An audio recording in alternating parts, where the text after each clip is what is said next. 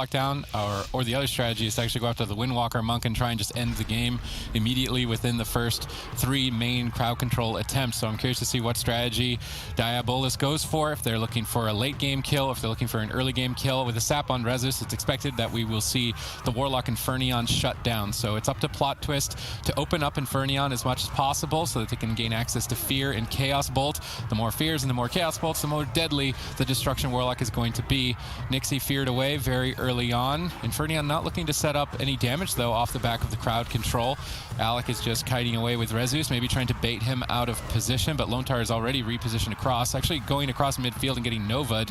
And they're going for a Gladiator's Maledict push here on Alec. He sees it coming, he has Temporal Shield, so this is absorbing all of the damage. So even though he looks like he's low health, he will now immediately go back to full health. Now that he's recovered throughout that assault, he may look to counter-aggress, but if he does, Infernion has Dark Soul rolling, that purple icon that is glowing, that increases the damage of the Destruction Warlock quite a lot. So we do see Diabolus focusing on avoiding Infernion, and that's the name of the game for the next couple of seconds. Nixie shuts him down with a kidney shot, holding Infernion in place.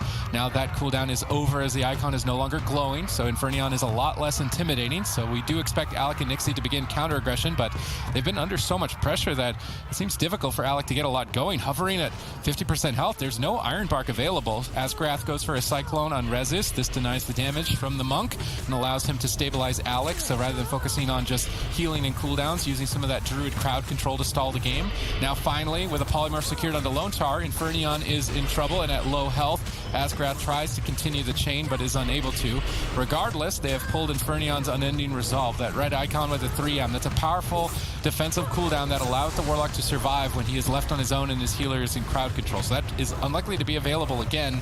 We have Smoke Bomb available for Nixie. This is definitely a window of opportunity for Diabolus. Nixie sets it up with a Shadow Step interrupt onto Lontar. If Alec can follow up with any crowd control, looks like he's unable to at this time. He's under equally as much pressure. We do see Nixie and Rezus trading on each other's casters quite effectively.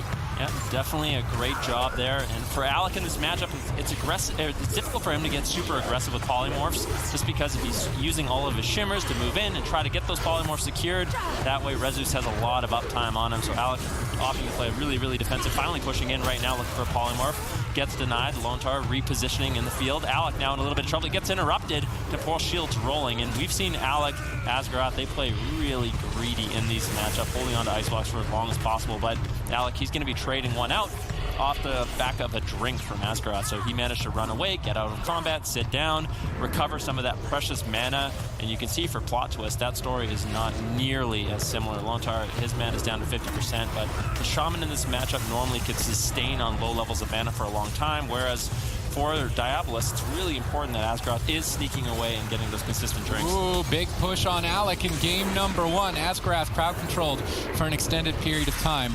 Alec ducking for cover, but Rezus in hot pursuit gets Frost Nova'd out of line of sight around the corner. Good positioning from Alec. Now Lontar getting crowd controlled by Asgrath. They're setting up for a kill on Infernion. How is Lontar going to respond?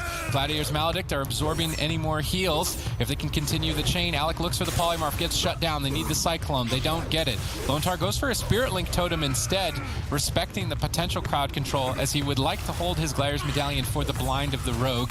If he uses that prior to it, then blind into sap becomes almost a guaranteed victory for Diabolus, so he's respecting that potential crowd control, trading the Spirit Link a bit prematurely, but now doesn't have it for later. So Diabolus are definitely in the driver's seat as we see a blind attempt. Lontar surprisingly not using Gladiator's Medallion immediately, does decide to it now. Needs to look for some casted heals. There's no counter spell, so he doesn't need to deal with that interrupt. He's actually charging across midfield, potentially to look for crowd control, and Asgrath actually hexing up Nixie, although dispelled instantly. This is Vendetta from Nixie, so we do anticipate that his damage will be quite high onto Infernion, but without Alec to back him up, it's not looking too intimidating.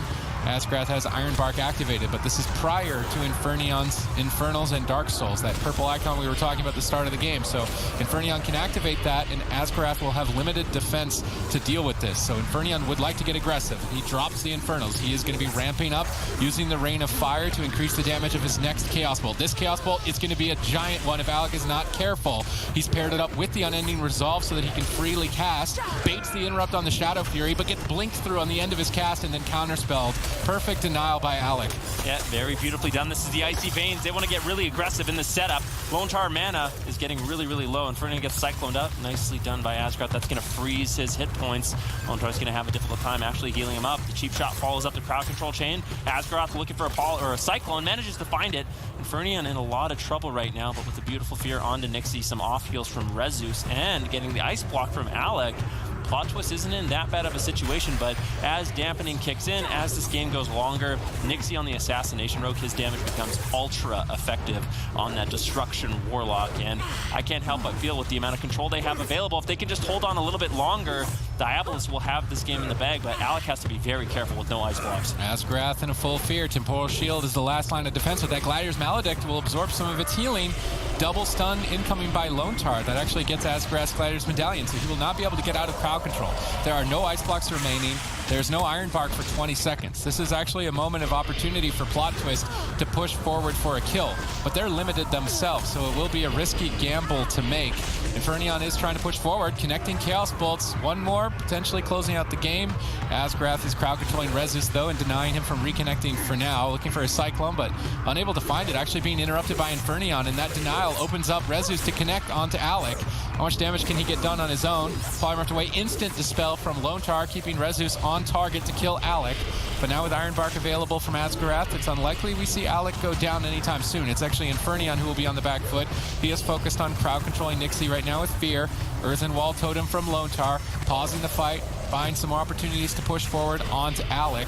Mana now totally tapped for Lone Tar, so he will continue to heal using Healing Wave, as it's basically a free heal on that Restoration Shaman, but he will be unable to use Purge, which is the X factor that his team brings on the Shaman to take down Alec. So maybe we see Lone Tar sneak away, try and regenerate that mana to access Purge to remove the Restoration Druid's heal over time effects so that they can find a kill on Alec, because in another minute and 10 seconds, Alec will have access to an Ice Block, which makes him immune to damage. So Plot Twist have to kill Alec in roughly the next minute if they want to find victory here on the Grand. Yeah, Touch of Death gets traded out by Rezus, looking to get aggressive. Iron Bark will deny a lot of that incoming damage, but Plot Twist, they may have run out of time. Lone Tar completely tapped on mana. You can see Nixie, he has the Vendetta almost available. Icy Veins coming up for Alec. They just have to hold on a little bit longer.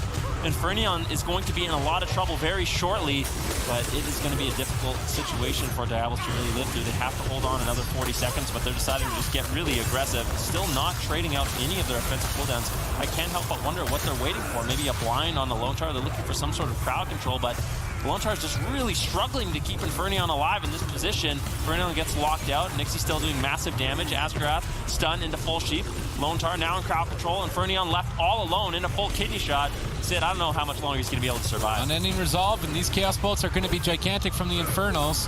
How much damage can Infernion get out while he's so low on health? There's potential for him to kill Alec in the next 8 seconds if he can pull it off. 6 more seconds, but as soon as that runs out, I think there's almost no way that they can kill Alec. His whole team is low on health. There's really nothing left for Lone Tar. What's he going to do? We're at almost 20% dampening, which means healing is reduced by 20%. The damage is far too high from Nixie. Lone Tar doing everything he can with what's left, but there's just not enough, and Diabolus take game 1. Yeah, here's the thing about this matchup. It's just this. It's surprising that it's so close, considering that Alec, Nixie, and Asgrath are previous BlizzCon champions, and they came second at the spring finals. So even everybody at home doesn't have complete confidence in their roster. Perhaps they can prove us wrong here today. Certainly so on game number 1. Everything was clinical, almost perfect, really, from their side. So they've definitely come to perform here for the summer season. Cup number 1. Yeah, beautiful opener. Sap on Rezus, cheap shot on Lone Tar into a full polymorph. It looks like Alec, he's not even going to care about that. Just throws the frozen orb to break the polymorph. I mean, he did preemptively get the Earthen Shield totem down, so I don't think they were able to push through and really get too much done off that initial polymorph, so can't blame him too much. Infernals have landed for Infernion as he begins to use the Demonic Gateway aggressively. Usually that is used by the Warlock to retreat and run, but Infernion is instead using that to run down the enemy. An interesting adaptation. Let's see how Asgrath responds to deal with it, as he is the healer responsible for keeping the team alive. Looks like it's so far so good. I mean, Nixie totally locked Infernion down. He's not able to make it there. Alec repositioned, realizing that situation, that he was basically being all in, and is totally avoiding Infernion, but even still, with just a Windwalker, it can be troublesome. Touch of Death was used there, but denied with a Cyclone. I really like these Cyclones from Asgarath onto Rezus at these critical cooldown moments of the Windwalker, removing the main win condition for Plot Twist, or at least one of them. Lone Tar is Cycloned up, and now Infernion is in trouble, but Nixie equally so. Both teams trading equally. No significant lead for either side just yet, Ven. Oh, that was actually nice. I think Alex stole the Nether Ward from Infernion, reflected his Mortal Coil there, actually crowd controlling him up. So good heads up play by Alec in that situation. Now Alec getting bursted down just a little bit. And like I kind of talked about in this matchup, it's about Nixie sitting on Infernion, Rezus sitting on Alec. For Alec, he can just run away. All he has to do is control Rezus as much as possible. Nixie does do more damage to the Warlock, so they can play out the long game, but they're still going for those crowd control setups with full blind on Lone Tar. And keep in mind, he's got Relentless. They might actually just try to close out the game right now. On any resolve gets traded out. Gladiator Safeguard. Is there any more follow-up crowd control? Unfortunately not. Lone Tar does manage to find some heals, but he's still struggling. He doesn't want to have to trade out his Spiritling Totem. Interrupt gets soaked up there by Infernion. Lone Tar's allowed to cast, and that will eventually top off Infernion. Big heals coming in from this Restoration Shaman, but a scary moment, and that is what can happen when you're playing Relentless. It's a big backfire. Every time Nixie has a blind available, he can do a blind into a sap, and if they have crowd control off of that, it's just a really long chain there's not too much of an answer for. Yeah, but at least Lone Tar didn't throw away that Spiritling Totem. You can still rely on that later on, although I don't know if I'm entirely sold on the Relentless choice either. Rezus pushing forward. Perhaps Nixie could have waited for Rezus to jump off the side here and downstairs out of line of sight of Lone Tar before initiating with that stun lock. Now Rezus can push forward confidently. Lone Tar is pushed up with the team as well. This is what I was expecting from Plot Twist, having locked in Dowler and Sewers, that they're going to look to play a bit more aggressively, try and chase down the opposing team. Although it's a risky gamble because you walk into so much crowd control, but it's one that I think they have to take. Asgarath is crossing midfield. He's looking for crowd control, decides, okay, nope, never mind, comes back, playing defensive at the boxes. I'm curious what he saw there that maybe I didn't, why he didn't just immediately go for the crowd control. Maybe his team wasn't ready, telling him to pull back, wait till a more secure moment. Asgarath crowd controlled, Lone Tar gets follow-up. Fear as well into Hex on Alec. It's a 3-on-1 towards Nixie, but Nixie's already just out of the fight. He anticipated that he would be the target and totally shut down that attempt to take his life from Plot Twist. Yep, I think it's just one of those things where Diabolus, if they play perfect in this matchup, it's a winning matchup for them. So they just need to not make any mistakes on the side of Plot Twist. They need to force mistakes somehow. They need to get the crowd control chains out. They need to get really good burst setups with those Mortal Coils, with the Light Sweep, denying, basically aerial denial with the Ring of Peace. If they can get Alec in a position where he's far away from Asgarath, or use it as an interrupt on Asgarath, that might be the little bit of a momentum swing they need to actually start forcing out some defensive cooldowns. Because for Alec, he still has both of his ice blocks available. It's a little bit different than on the Grand, and you would think on this smaller map they would have a lot more pressure, but Alec has been doing a really good job just playing it passive, playing it safe. He does get interrupted. Rezus all over him, and this could be the first ice block, and yes it is. And these are the little mistakes I'm talking about. Get crowd control on Asgarath, find the double interrupts on Alec, and you can take advantage of that. And luckily for them, the ice block is a really long cooldown, so they just need to get through the cold snap, and then they can eventually take him down after that second ice block, but it's still an uphill battle. Touch of Death available for Rezus. Alec still in hypothermia, but unlikely when Rezus decides to go for it. I'm surprised that he isn't trying to chase down Alec.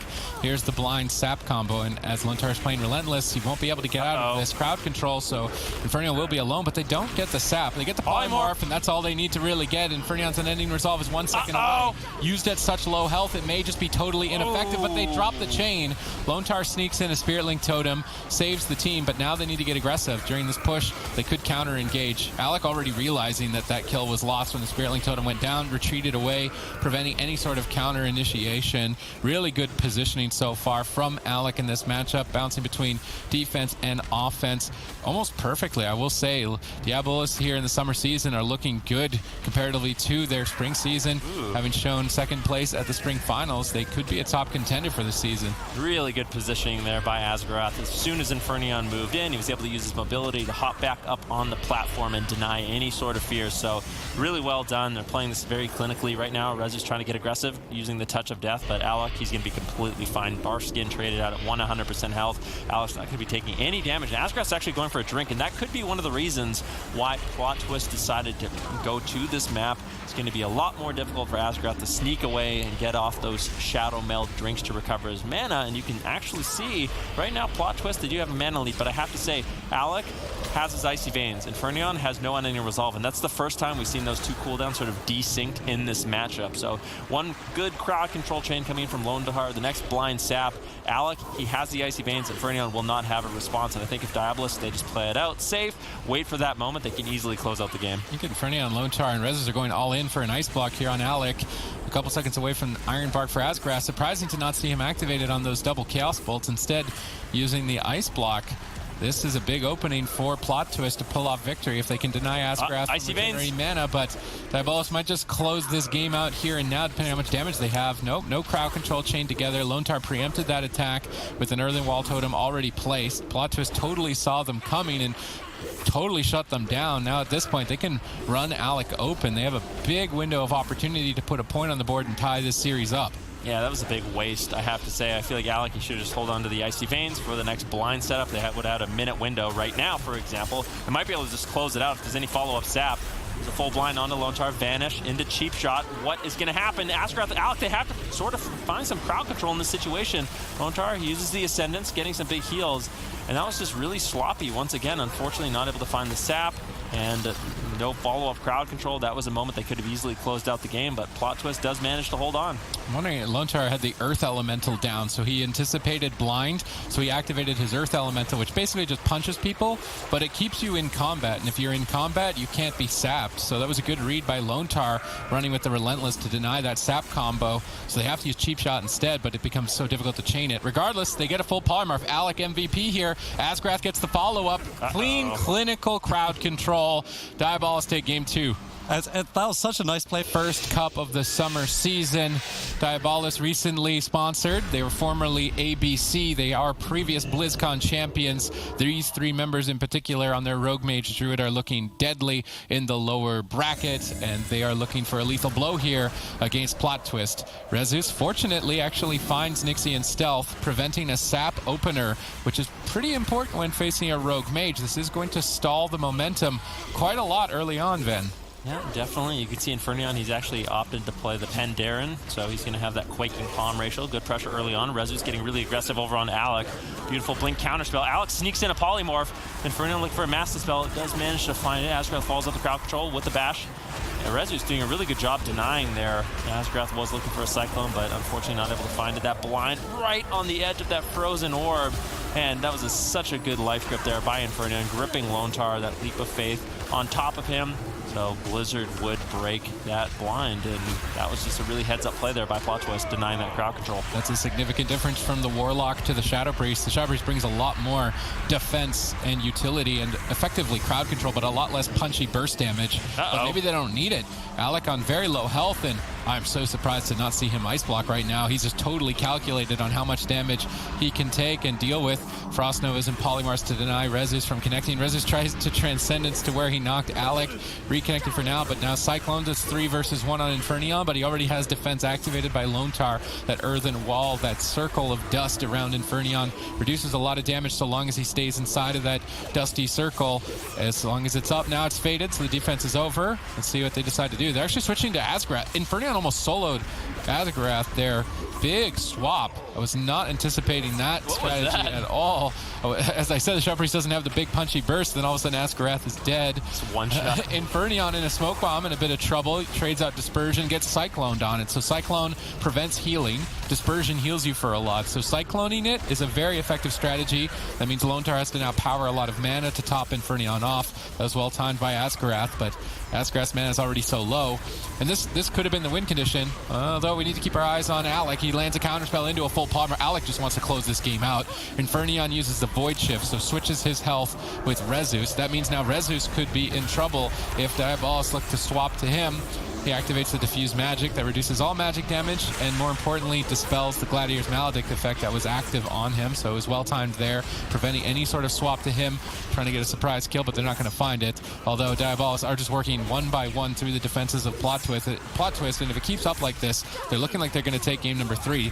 It's up to Plot Twist to try and find a surprise attack here. They've got Nixie in crowd control, and they're going after Asgarath. That seems to be the strategy, is to try and kill the Restoration Druid. If we look at the mana, it's actually heavily in favor of Plot Twist, and like I was saying in the pregame, if they went for a map that they can stop Asgarath from drinking, I think they could win with this composition on those maps, but they locked in the best map for their opponents, so I'm not sure if they're going to be able to overcome that disadvantage. Maybe they're just preemptively saying, if we can't beat them on Tolvaron in our choice, we're not going to beat them anyway, because there's 2 games that Diabolus will get to pick their map. Good crowd control initiation again, and if it continues, Infernion's easily going to die in the next couple of seconds. Another Cyclone on Lontar, just a tiny bit more damage. Nixie looking for an interrupt, standing right next to Lontar, so if he casts the healing wave, Nixie can kick him, preventing the heal. Although it doesn't seem like he's really struggling at all. Now they've actually got Nixie behind the pillar. Nixie used his trinket aggressively, and they're punishing. They get a Cloak of Shadows and evasion. Good punish by Plot Twist, at least keeping themselves in the game for now. Yeah, but look at Asgarath. They traded out the Cloak and the evasion, but Asgarath goes straight to full mana, and that is a situation we've seen from Diabolus many times in the past, including in this matchup, where they're willing to trade out an Ice Block, they're willing to trade out a Cloak of Shadows, as long as that means the Restoration Druid can go, he can sit, recover his mana, which is what he needs to do in this particular matchup. Plot Twist so far has been doing a really good job utilizing these large pillars, so I think that might be their main strategy. They just want to be able to run around these large pillars, not necessarily chase Alec and Asgarath into the open, kind of just hit whatever they can, try to win the mana game. But the problem is, with that positioning, this situation happens where Asgarath is able to sneak away and recover a lot of his mana. And now I just feel like it's going to be really difficult for Plot Twist to actually secure a kill. You still haven't gotten any ice blocks. Asgarath has gone back to full mana. Right now their only option is to kill Nixie, but Diabolus would likely know that, so if Asgarath focuses his heal over time effects, most importantly the Life Bloom on Nixie's a rogue, he can just anticipate all of the damage and likely prevent a kill even if he is crowd controlled. So Plot Twist need to make some swaps or create pressure in multiple locations if they really want to find a kill. If the damage is predictable, then the Restoration Druid is going to too easily deal with it.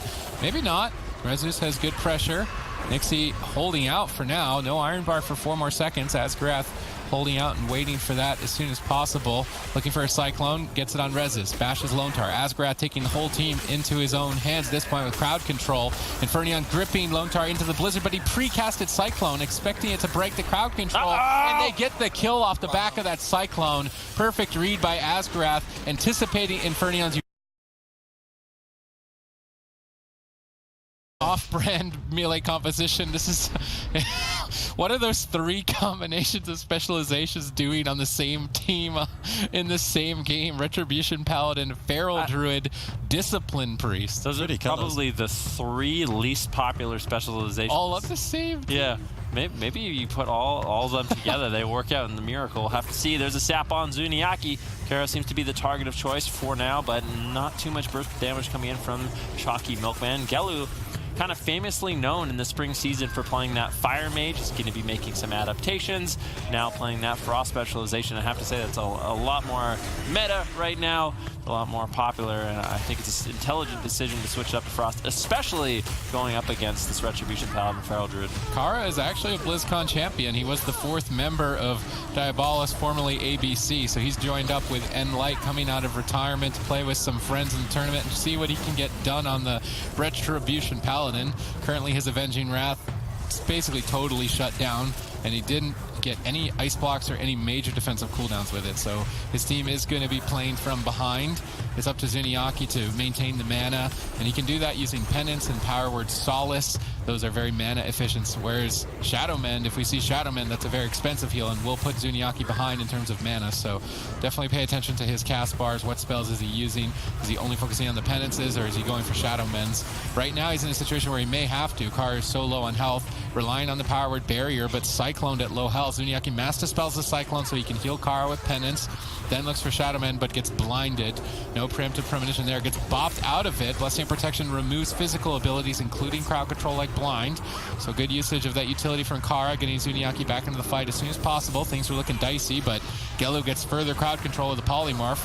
Kara activates the Shield of Vengeance, which is absorbing some damage, and when it finishes, it explodes for damage and could put Gelu behind, as we see that damage following through now. Cyclone on the Temporal Shield, not going to be landed by Cassidy, unfortunately for him. Temporal Shield brings Gelu back to full health. Counterspell on Zuniaki, Kara even lower on health, likely a Divine Shield. Zuniaki just unable to heal, crowd controlled for an extended period of time, and Divine Shield is forced. They do get a cheeky Hibernate on Clyde, potentially an Ice Block as a result. Cassidy keeps his team in the game. Yeah, I was going to say, I don't know what the win condition for nLite currently is. The only thing I can really see is just a random one-shot on Gelu. The consistent damage, the consistent crowd control in favor of Choccy Milk Men in this matchup. Kara, he's burned through everything. He has no more defensive cooldowns. The Avenging Wrath gets popped. They want to try to take down Gelu in that small hypothermia cooldown or window where he can't activate that second ice block, but a smoke bomb, big burst damage coming in from the Choccy Milk Man. Kara does manage to hold on Zuniaki with some heads-up heals, does manage to keep him stable and alive, but in midfield, the Retribution Paladin, he can't get a lot done. He's going to get snared up. Clyde's going to be able to free cast Cyclones when he really needs to. Gelu's going to be able to free cast Frostbolts, and this is where Kara basically has to retreat to the pillar once again, looking like he wants to get a little bit aggressive in this situation.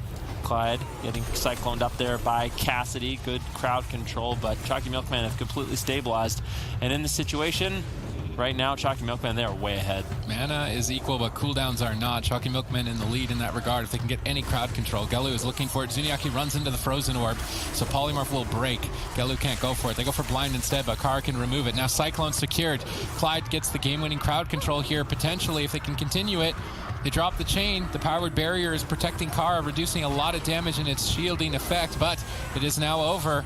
Kara is going to be alone. Zuniaki needs to connect some big heals, but he's in a polymorph, and that polymorph should easily be the end of the game as a Gladiator's Maledict flies in, absorbing the last kill. No, Kara holds on by a thread. Cassidy once again carrying the team, cycloning up Ratcher, interrupting Clyde's Cyclone.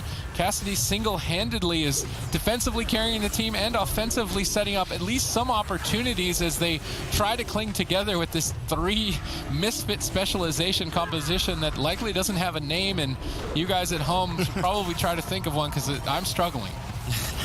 Zuniaki now into a blind. There's no Blessing of Protection available into the full polymorph. Kara once again in a lot of trouble. Frozen Orb gets dropped out. Is there any more crowd control in Zuniaki? Luckily, Kara, he gets behind the pillar. He's going to be healing himself up, and that's one thing that nLite's composition has is a lot of off-heals. The Retribution Paladin as well as the Feral Druid do have that as one of their main utilities. They can assist Zuniaki with some healing, so when he does fall behind, he is caught in crowd control. They can try to keep themselves up, and it looks like right now Kara is actually going to be marching into midfield with that Avenging Wrath, looking to get aggressive onto Gelu. Gelu blinks away, and it's just so difficult. If he blinks away from Kara back to the safety of Clyde, I don't really think Kara can chase, and that's why I just feel like their win condition is so limited in this matchup. All right, Cassidy cycling up Gelu.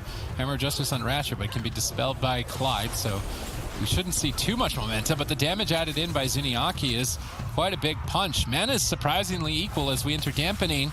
Pain Suppression available. Zuniaki has to cast some Shadow Mends, puts them still actually even. Very surprising. Clyde looking for Hibernates on Cassidy. Cassidy vice versa, but when Cassidy dodges Hibernate, he opens himself up to Polymorph, which is why we've seen Cassidy actually Polymorphed even as a Feral Druid. So Clyde and Gelu focusing on that utility. Now switching targets, going after Cassidy, who was trying to push forward to stop Clyde from drinking, and has now managed to, but he got at least some amount of mana for a lead. Cassidy sets up crowd control. A double stun combo looks solid here from Choccy Milkmen. That forces Clyde to use his Gladiator's Medallion to get out, but now Ratcher is cycloned on the Ironbark's defense. Cassidy is playing very well in this matchup, although compositionally I think they're just so held back that there's not much that he can really do even with these stellar crowd control setups. Yeah, well, for Cassidy, he's kind of left alone in this matchup. He can kind of do whatever he wants. Gelu is really focusing on moving in, getting the crowd control onto Zuniaki. Now Cassidy, once again, landing a Cyclone over onto Clyde. Ratcher preemptively with the feint, with the evasion, looking to reduce a lot of that incoming damage. There's a full kidney shot.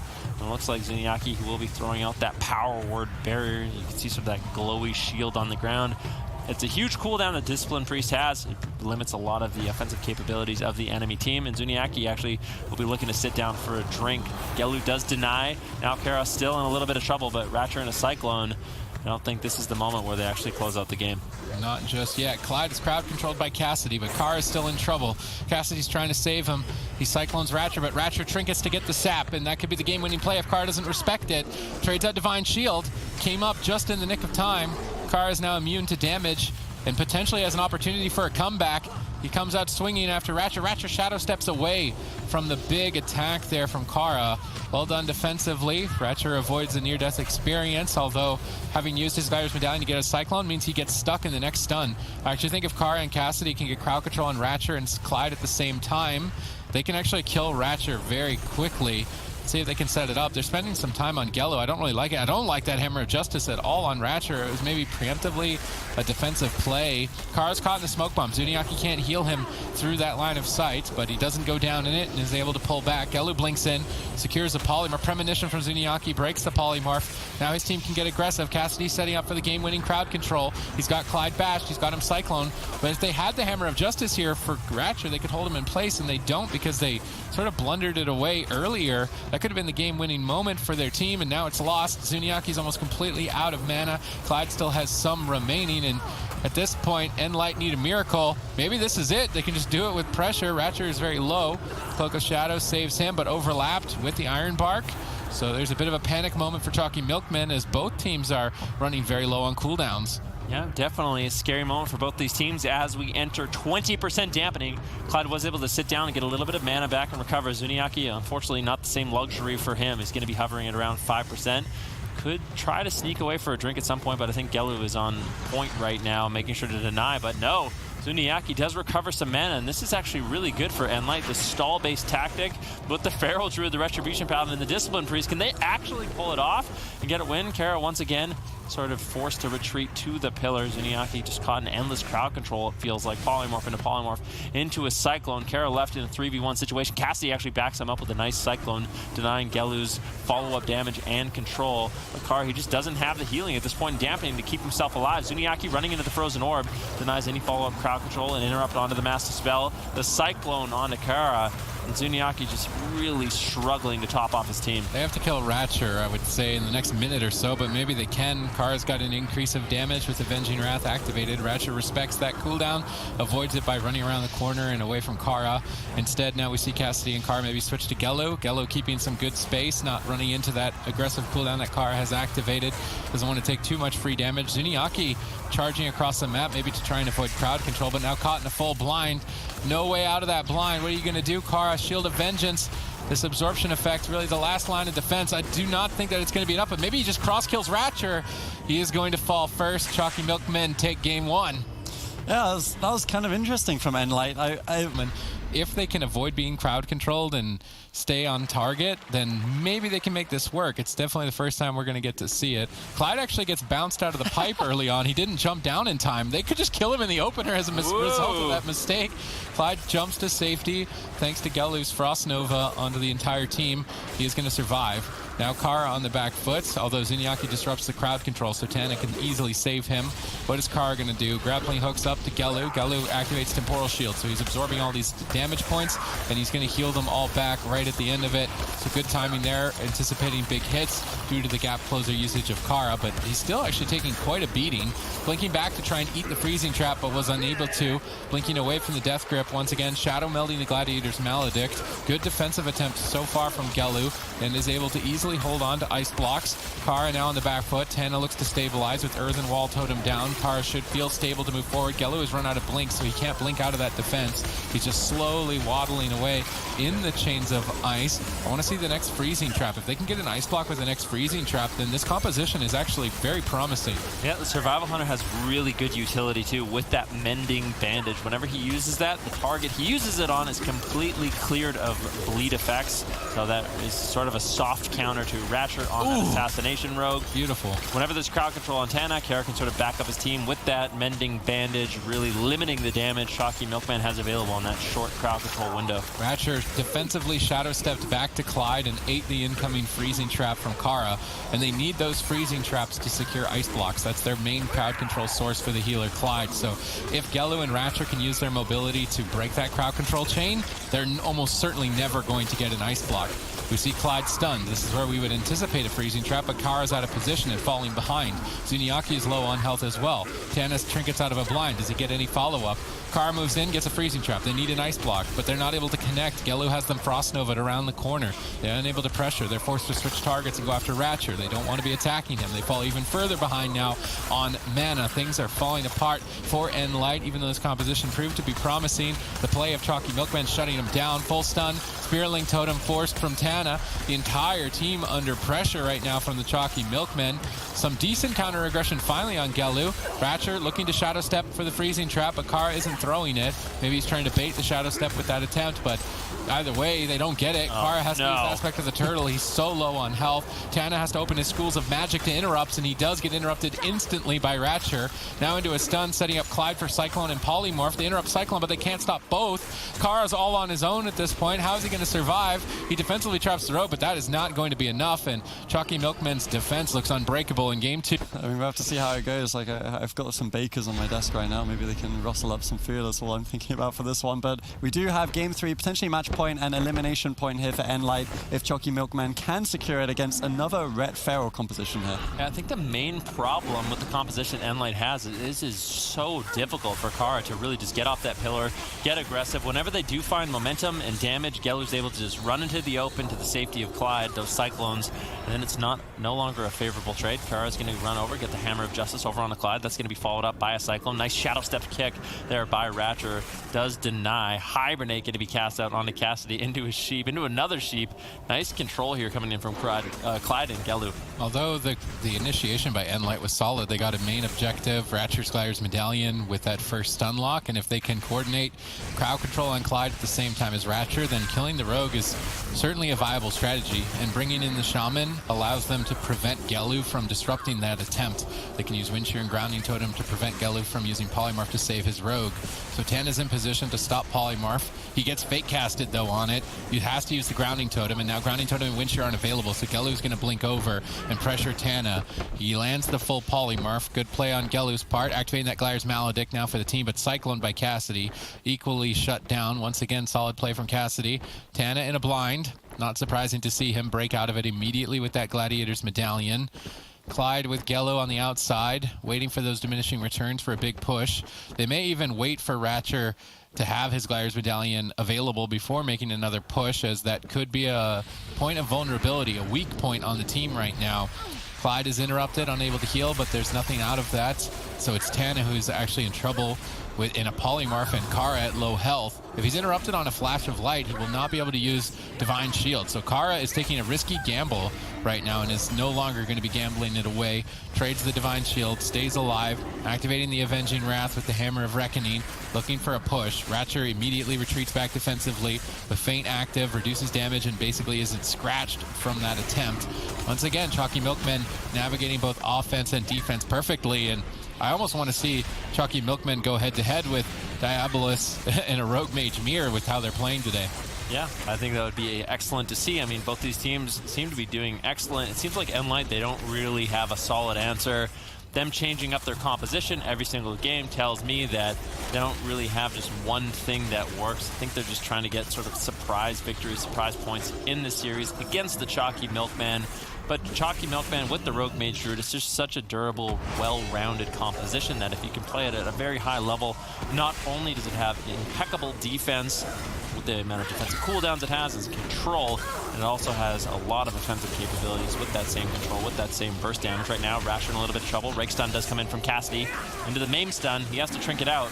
That's a small victory there for nLite, as it does appear Ratcher is the main target in this matchup. I was going to criticize nLite for their lack of coordination, but they make up for it with brute force, forcing the hand of Clyde, Ironbark, and Cloak of Shadows. So Ratcher's defense is even more limited right now. We see him trying to get away to safety, but he's currently stunned, unable to move. Clyde lines up some big heals. I do think that Tana needs to reposition during these attempts to either Windshear Clyde on heals or Gelu on polymorphs so that Kara and Cassie can push forward for the kill. If Tana can't find a moment to push forward and get his utility utilized aggressively, I'm not sure if they're going to have enough potency to take them down, and they could easily be 3-0'd. Tana in a Cyclone, and Kara once again in trouble. Shield of Vengeance absorbed some hits for now, but that is a lot of damage, and Tana is going to fully respect it, dropping down the Spirit Link Totem, reconnecting the health of the team, and staying alive for now. But these are very powerful cooldowns that are unlikely to be seen again in the fight, so they're only getting this choice once, and every time they blow through them, they're one more away from defeat. They're on match point, and they face tournament elimination. Yeah, Gelu blinks in. Kara looking to get aggressive, but he gets caught into a kidney shot. Gelu now into a bash. Cassidy looking to deny. Cheap shot coming in from Ratcher. He knows they have to stop Cassidy. If Cassidy is able to just do whatever he wants with Cyclones, it's almost impossible for Choccy Milk Men to actually secure a kill, so they have to get these off stuns or a counter spell onto Cassidy during these burst moments, which is difficult because now you have to sort of control both the Feral Druid and the Restoration Shaman, as well as that Retribution Paladin, all three members at once. But Choccy Milk Men, they can obviously get that done. Ratcher now in a little bit of trouble. Ironbark is committed by Clyde. If we look at mana, this is one of the major advantages nLite has with this composition, with the Restoration Shaman, is if Clyde is unable to drink in this matchup, which he hasn't been able to do so far, nLite will, of course, secure the late game advantage in terms of mana. So they can stay on point with that. They could swing this matchup in their favor. Yeah, if they just maximize their damage output, that's certainly one way for nLite to win, is to run Clyde out of resources and prevent him from healing. If he has no mana, he just can't heal anymore. So it's definitely a strategy that it appears to be nLite's only option at this point. Can they do it? Can they stay alive long enough? Are the Choccy Milk Men going to overrun them with crowd control? If we look at the defensive options for nLite to deny kills, they actually have a lot again. They've survived long enough for Kara to have access to the Divine Shield, which is key to his survival at any pinch moment. We do see Cassidy going for some, actually getting crowd controlled himself, but Ratcher's the one who's actually going down. Kara single-handedly getting defensive cooldowns from Ratcher. If Cassidy is able to connect alongside him, perhaps nLite have the capabilities of a comeback. Yeah, definitely. Clyde has to really focus on getting away, going for drinks. It's just Kara, you can see, he has so many defensive cooldowns available right now. Still has that Divine Shield. Choccy Milk Men, they are running on fumes at this point in the matchup, and I don't know what they're going to be able to do. Cassidy's just been doing such a good job running down Clyde, making sure he stays in combat, keeping up the pressure, not allowing him to really sneak away and get those drinks. Now securing a full Cyclone. Gelu blinking in. Kara and Tana really showcasing this central pillar in this matchup quite a bit. I don't think Kara's left it for more than 5 seconds at a time. Just really wants to limit the amount of damage that Gelu is able to put out and avoid as much damage as possible. How much mana did Clyde end up getting there on that drink? May not matter. Kara's so low on health, but not that much. And I mean, Kara, if he just stays alive and Cassidy can keep Clyde in combat, this is certainly a way for them to win. But Gelu gets a potentially game-winning polymorph on Tana. Kara, again, takes a risky gamble, but there's actually no interrupts. He can freely cast Flash of Light. There is no gamble. Kara is stabilized, holds onto the Divine Shield, and likely holds on to the potential to find victory. But Clyde sits down for a drink, and they weren't in position to stop it. Clyde goes back to almost completely full mana. Looking at the cooldowns, there's more than enough options for Choccy Milk Men, but I would say equally so for nLite. So at this point, it's still anyone's game, maybe a slight favor to the Choccy Milk Men, but if nLite can stay alive long enough to burn the mana bar down a second time, then they could still win through this strategy. Yeah, it definitely is an option for them. Gelu now into a Cyclone. Cassidy's been on fire in the series so far, denying a lot of these setup potentials from Choccy Milk Men. We're at 15% dampening right now, or about to enter 15% dampening. Clyde's mana has recovered. Now Choccy Milk Men actually in a favorable situation in this matchup where they are ahead on mana. And finally getting off the field with Kara, they realize they have to try to make something happen right now. There's a bit of pressure on Gelu, a bit of pressure onto Ratcher, but the main problem when you have the Retribution Paladin paired with the Feral Druid is they don't have healing reduction. They bring a lot of burst damage, which can get those ice blocks, but the consistent pressure without that mortal wounds effect that an Assassination Rogue would bring, a Warrior would bring, or a Windwalker Monk would bring, just makes it so easy for Clyde to heal through a lot of this damage. Kara in a stun, Gelu looking for crowd control, trying to fake cast, doesn't need to as Ratcher sets him up beautifully with a cheap shot on Cassidy. So now Kara likely to have to use the Divine Shield to survive. Is trying to just use Flash of Light, but is unable to only survive with its healing capabilities. Tana, no longer crowd controlled, can save the team. So the Trinket Spiritling Totem of Tana as the last line of defense. Once the Choccy Milk Men get through that, there is nothing that will keep nLite alive in this tournament. So they are on a clock now to get a kill. Can they find it? Krara on the back foot gets stunned during his crowd control. This is devastating. It provides momentum for Ratcher and denies momentum from nLite. So good timing on Ratcher's stun. Ratcher now cycloned at low health. Cassidy, once again, the MVP of the team, trying to create some openings or at least put some pressure on Clyde. But Ratcher actually stealths out of the Cyclone, and this allows him abilities like Cheap Shot and Garrote. So that's well done from Ratcher. Gallo taking some big hits. We saw him get bursted down earlier on, so he definitely needs to keep his eyes open. Ooh. This is the Trinket, this is the Spiritling Totem, and that's the last line of defense for nLite. They stay alive, but only for a few more seconds. When Tana is off crowd control, diminishing returns, I do anticipate that the Choccy Milk Men will take this. Cassidy gets a Cyclone. They have to get a kill here and now. Gallo has to make mistakes. Will he? He's down at half. Do they have any crowd control? They get the hammer, but it's on diminishing return. Gallo crowd controls Cassidy on his Cyclone cast with Polymorph. Gallo totally shutting out nLite, denying the second Ice Block forced. They're trying to go after Ratcher, but they're just taking so much damage. Gallo single-handedly carrying the fight right now with tons of pressure. Choccy Milk Men are going to clean sweep in the lower bracket. Good. It's actually a really favorable matchup into Mage Lock Druid, and we know Method Black, that's a composition that they've been looking to play, so maybe both teams sort of mind gaming each other here in the opener. Well, I mean, Zizon has Drainer. He was formerly playing with the Pumpers, Nerd Rage, and Cervantes. They actually beat Method Black in one of the cups in the spring season with that Warrior Death Knight. So if I'm Method Black, I'm probably thinking maybe something along those lines, some type of Warrior Melee Cleave. So the Windwalker Mage makes the most sense for them if they're anticipating that. Maybe Zizon anticipates this anticipation. Looks like Drainer is actually the target early on. We saw this in the open bracket from North America, Sea-Doo versus Metaphors, and the Windwalker Mage teams actually just went after the healers most of the match. So I'm wondering if they are going to be able to find a kill there. Definitely not in the opening stages. Drainer easily survives the first attack. Yeah, and it looks like, once again, Method Black with this Frost Mage Restoration Druid setup. Against this particular composition, you kind of have to play very defensive, and that's kind of been the playstyle of Frost Mage Restoration Druid right now. You just have to kind of sit back, wait until healing gets reduced by a little bit, because if they're in the midfield, Mercy, he's going to be able to do way too much damage on that Destruction Warlock, just teeing off with those Chaos Bolts. So Jamie on that Elemental Shaman, he's a little bit more durable. He's going to be the one that's going to be pushing in, looking to avoid damage, sort of soak up a lot of the aggression that Raikou and Waz are able to put up. But Waz, he doesn't really care. He's going to be popping that Touch of Death, looking to get really aggressive, but really not able to get anything done with it.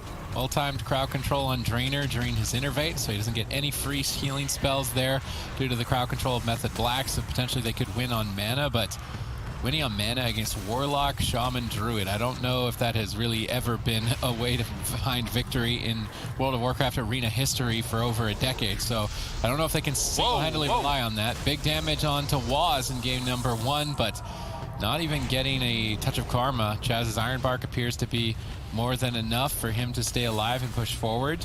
But Zizon continue building a mana lead. Capacitator Totem onto 2 members. No follow-up crowd control though. Jamie's initiation is thwarted. Waz still trying to stay on target, but really not even denting Zizon. Leg sweep, this is when we usually expect a lot of damage onto Jamie, but so far not much, and now Waz in a bit of trouble with a spell lock on Chaz. Zizon looks solid. Finally some counter pressure here on Jamie as he is low on health. Will he trade the Astral Shift, or is he just going to go down? Demonic Gateway across midfield, looking for some healing surges on himself, but Drainer's still polymorphed. Catches one healing surge, catches another. Jamie holds on. Surprising that he's not running the Ghost Wolf build. You would usually see the Shaman players just run around in Ghost Wolf, healing themselves up with the Honor Talent Spectral Recovery. Jamie in that position actually chose to just hard cast healing surges, which is a lot more risky. Drainer is sitting far too much crowd control so far in these last couple of minutes, which is putting Jamie so far behind. That's why we see him at low health for so long. And actually mana has evened out as a result. Method Black's crowd control even the fight. Yeah, definitely. Jamie in midfield still taking a little bit of burst damage. Mercy with good counter pressure here on the Waz. Keep in mind, Waz, no touch of karma. He still has the diffuse magic. Good denial there of that Fist of Fury by Jamie, trading out that Thunderstorm as he gets interrupted. Raikou doing a good job. And like you kind of said, Drainer in midfield is getting caught in way too much crowd control. This isn't normally what you would see from the Warlock Elemental Shaman Druid. The Druid is just normally able to avoid a lot of crowd control, sit very far away. Drainer once again repositioning, eats another polymorph here, and I feel like so much of this pressure coming in from Method Black is off the back of just big mistakes from Drainer. Yeah, most certainly is. I don't know if we've seen him on Druid in some time. He's been playing that Mistweaver quite a lot, and obviously his Restoration Shaman, so perhaps he's just a little bit rusty on that Druid, and it's the reason why the mana is even close at this point in the fight. Drainer tries to set up some crowd control with a War Stomp, jumps into Feral Affinity form to dish out some damage. Waz exchanges cooldowns, but overlapped with Chaz, so 2-for-1 push from Zizon in that attempt. Creates an opportunity to kill Waz. They switch some damage over to Raikou, trying to put pressure into 2 locations, catch Chaz off guard, maybe get an Ice Block. Raikou ducks for cover around the corner. Chaz is trying to reconvene by his side, but eats a full fear. Raikou is still alone, but they're going to go after Waz. Waz has no defense. Infernals have landed. Ice Block forced. Waz is in trouble. Chaz has to heal 2 members at the same time. Can he do it? He manages to stabilize Raikou, moves forward. Waz is starting to recover. Scary moment, but Chaz holds steadfast for now. Yep, it looks like they are going to be able to hold on. Method Black does stay alive. Waz in a little bit of trouble. Going to be retreating behind the pillar. Infernals have landed by Mercy, but it looks like they were able to basically weather that storm. Raikou very overextended right now. Chaos Bolt might land. This could be the second Ice Block. Rake Stun coming in from Drainer. Chaz does manage to connect that precious Iron Bark, that very large defensive cooldown the Restoration Druid has available. And that should be enough to keep Raikou stable and hold on to that Ice Block. But still, big burst damage coming in from Jamie. The purges on the Ice Barrier just so huge in this matchup. Normally, the Mage can rely on an Ice Barrier or a Blazing Barrier in order to keep himself alive and absorb a lot of that damage. But the Elemental Shaman, with his Purge, can remove that, and that, in fact, removes a lot of the defense that a Mage has available. Ooh, Zizon making a swap, catching Chaz out in midfield and bursting him down. Big Earth Shocks, but Jamie's falling behind as well. Ooh, Mercedes actually running the Demonic Circle, portaling on top of Chaz, almost catching him off guard. Chaz, though, immediate reaction time, jumping away with that wild charge and recovers from a swap. Good reaction time on Chaz's part. Both Druids out of mana at this point with Dampening now initiated. What are they going to do? Who's going to set up the drinks? Are they even going to bother? Maybe they just go for the kill. Chaz is interrupted. This could easily be the second Ice Block, but they go for the Lightning Lasso on Waz. I mean, they've been spreading the pressure onto all 3 members of Method Black, and it's been a huge amount of damage. Drainer once again gets caught in a polymorph, decides to use the Glider's Medallion on this one. There was no Touch of Death and no Icy Vein, so I would say that that was a mistake, but regardless, they do get Touch of Karma from Waz. Waz goes all in for a kill here with Fists of Fury flying on that Touch of Death. It could hit for a huge amount onto Jamie. Big hit. Jamie's low. He's under-responded in this position. I'm not sure if he makes it out alive. Drainer is still crowd controlled. Astral Shift now as well, but on such low health, perhaps it's not enough. Drainer cycloned. Waz gets stunned away by Mercy. Mercy now going after Raikou, bursting him down, but Jamie is still low. Drainer's got no mana to recover. It's 8 seconds away from his Iron Bark. He's actually maybe just going to go into cap farm and try and kill Waz before Waz can kill Jamie. It's definitely going to be a race at this point. Neither Druid is looking for a drink. No, not yet. Chaz moving in, looking for more crowd control. Drainer completely tapped on mana. Chaz as well. It's a race to the finish at this point. Waz still taking a lot of pressure. There is no Touch of Karma available, and you can see Jamie, Mercy, they want to get aggressive. Raikou with good control, though. A lot of crowd control goes out. Jamie having to play a little bit defensive right now. Still trying to just kite away, keeping Waz in the open, allowing Mercy to get a lot of damage off. But Raikou has been doing such a good job controlling out Mercy in this matchup that the amount of Chaos Bolts he's really been able to get off has been limited. Jamie's still in a lot of trouble. Drainer trying to do whatever he can to keep him alive, but there's just no mana. Lightning Lasso on Waz. Either Jamie or Waz could easily fall at any moment. Where's the damage? Chaz trying to deny the kill with Iron Bark. Waz charging in, trying to take down Jamie, but the Lava Burst is going to be a lot of damage onto Waz. He portals away, trying to keep himself alive. Jamie now caught into a Frozen Orb, has to kite out of it, wanting to avoid that Frost Mage damage. Now it's Jamie that's on the back foot. They've got Stormkeeper and Feral Affinity. Waz is in trouble. Chaz is crowd controlled. He's got Touch of Karma. Likely has to exchange it. Jamie grounds an incoming Maledict Trinket, preventing its healing absorption effect for now, but a second is incoming. Jamie solo on health. A third is incoming, but there are Chaos Bolts flying in from Mercy. Barely gets the Touch of Karma. Perhaps they crack it. I don't think they can afford to. Jamie is so low. Drainer just doesn't have mana. Innervate's available, but he gets crowd controlled. He has to Trinket. Now he's walking into a Cyclone potentially. Fully Cyclone. No defense for Drainer. As long as Waz can stay on target, Waz is going to be able to close this game out. Big damage, perfect crowd control, and definitely mistakes made on Drainer's parts. Mage and the Windwalker can benefit from stacked up members as well. So this map's a bit of a double-edged sword. I wouldn't necessarily say that it is advantageous for either side. Maybe it is on paper for Zizon, but if Drainer isn't able to avoid crowd control, then he's going to have a harder time and spend a lot more mana. So I would say a lot rides on, Zico said in the pre-analysis, Mercy's ability to break up crowd control from Raikou, and on Drainer's part as well to avoid as much as he can. Yeah, I think it's going to be really important in this matchup, and that really is your job on that Destruction Warlock. Raikou looking to get aggressive on a Jamie early on. Jamie playing a little bit more defensive in this matchup. He's just going to be looking to drag Waz away, whereas in the last game we saw him early on not be afraid to push in, looking to get aggressive on the enemy team of Method Black, but a little bit more of a defensive positioning. And maybe that is because he fell in that last game, but I feel like he needs to be that person that can move in, especially early on. I feel like it's going to be easy for Drainer to keep him alive, and that's where a lot of their pressure can come from. All right, so Mercy has switched to the double Mortal Coil, so he could be a target without Demonic Circle to escape, but aggressively and also defensively gain some extra crowd control. Most importantly, a diminishing return that isn't too useful to the team of Zizon outside of Mortal Coil. So I think it is the right choice. We do see some decent damage on Raikou. Zizon mixing up their target selection here in game number 2, trying to catch Chaz off guard, but he's more than ready, stabilizing Raikou immediately. Jamie still the target for Waz. Raikou building up maybe some icicles, actually just unloading them now onto Jamie. Drainer jumping in Feral Affinity. He's actually been attacking Raikou a lot in cat form, trying to add some pressure there. Infernal into triple Cap Totem. Beautiful stun lock combo here. That's going to net them a kill. Beautifully done by Zizon, and of course... Yeah, I mean, Rogue Mage Druid seems to be very powerful, well-rounded in this particular meta. Surprise. The Frost Mage Restoration Druid, they just have so much defense, so much control of the matchup, especially when you pair it with an Assassination Rogue, who just brings so much consistent damage, as well as some utility that can sort of help those crowd control chains. Just very, very strong. Zizon seems to actually have a composition that is decent, although Method Black, I think this composition is a little bit better for them. Zizon with the Elemental Shaman, with the Destruction Warlock, anything could happen. I mean, you get one good Chaos Bolt with one good Earthshock, the game ends immediately. So look out for that, although I think Method Black on paper does have an edge. The crowd control chain was dropped by Method Black. Drainer escapes without having to use any defensive cooldowns, which is important because Method Black hasn't committed any offensive cooldowns. Mercy leading the charge. You see that beautiful stun lock combo that we saw in Dalaran Sewers.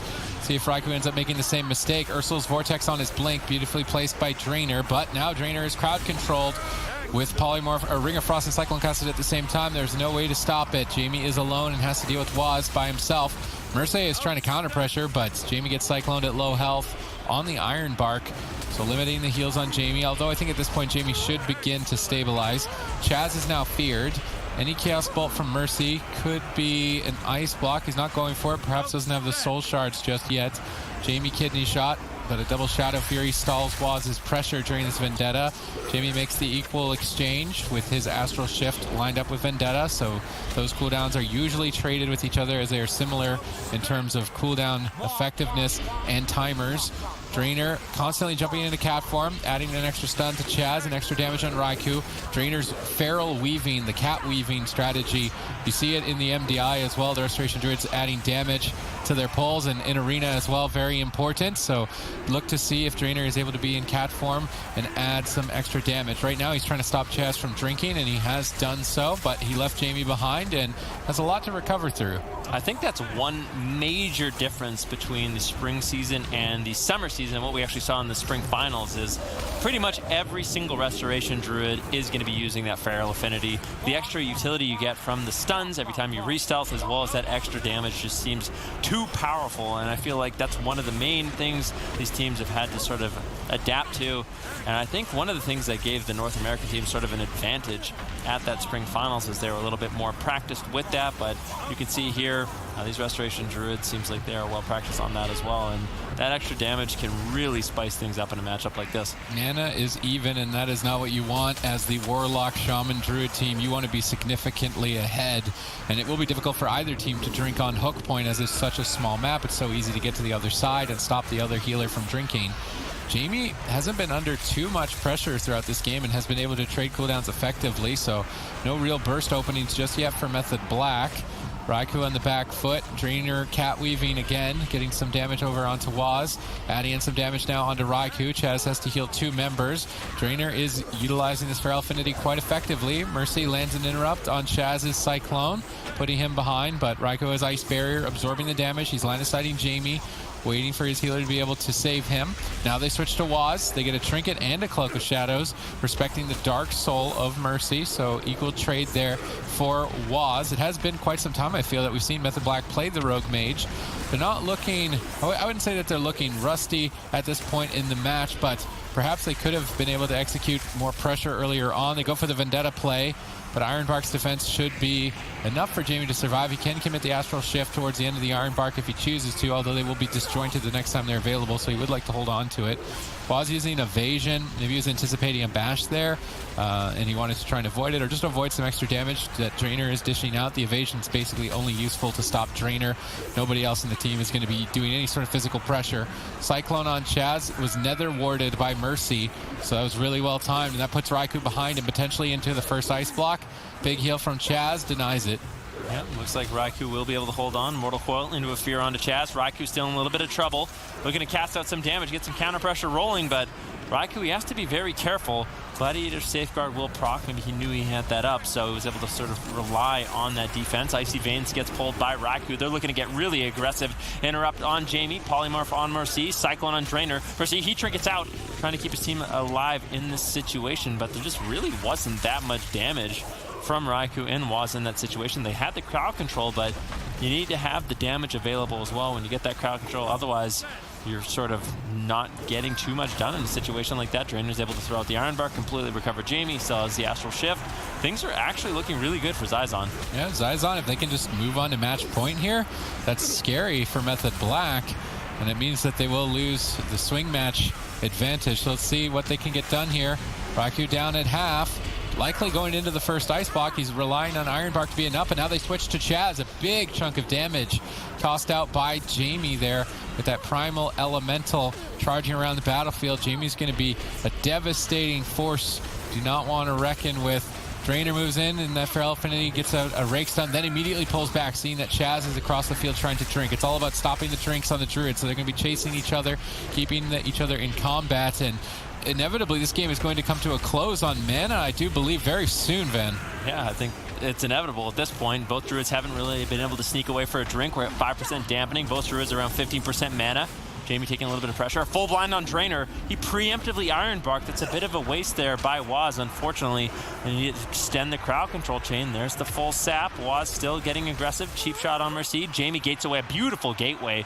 Raikou trying to follow it up, but they get the crowd control chain. Unfortunately, there's just no damage.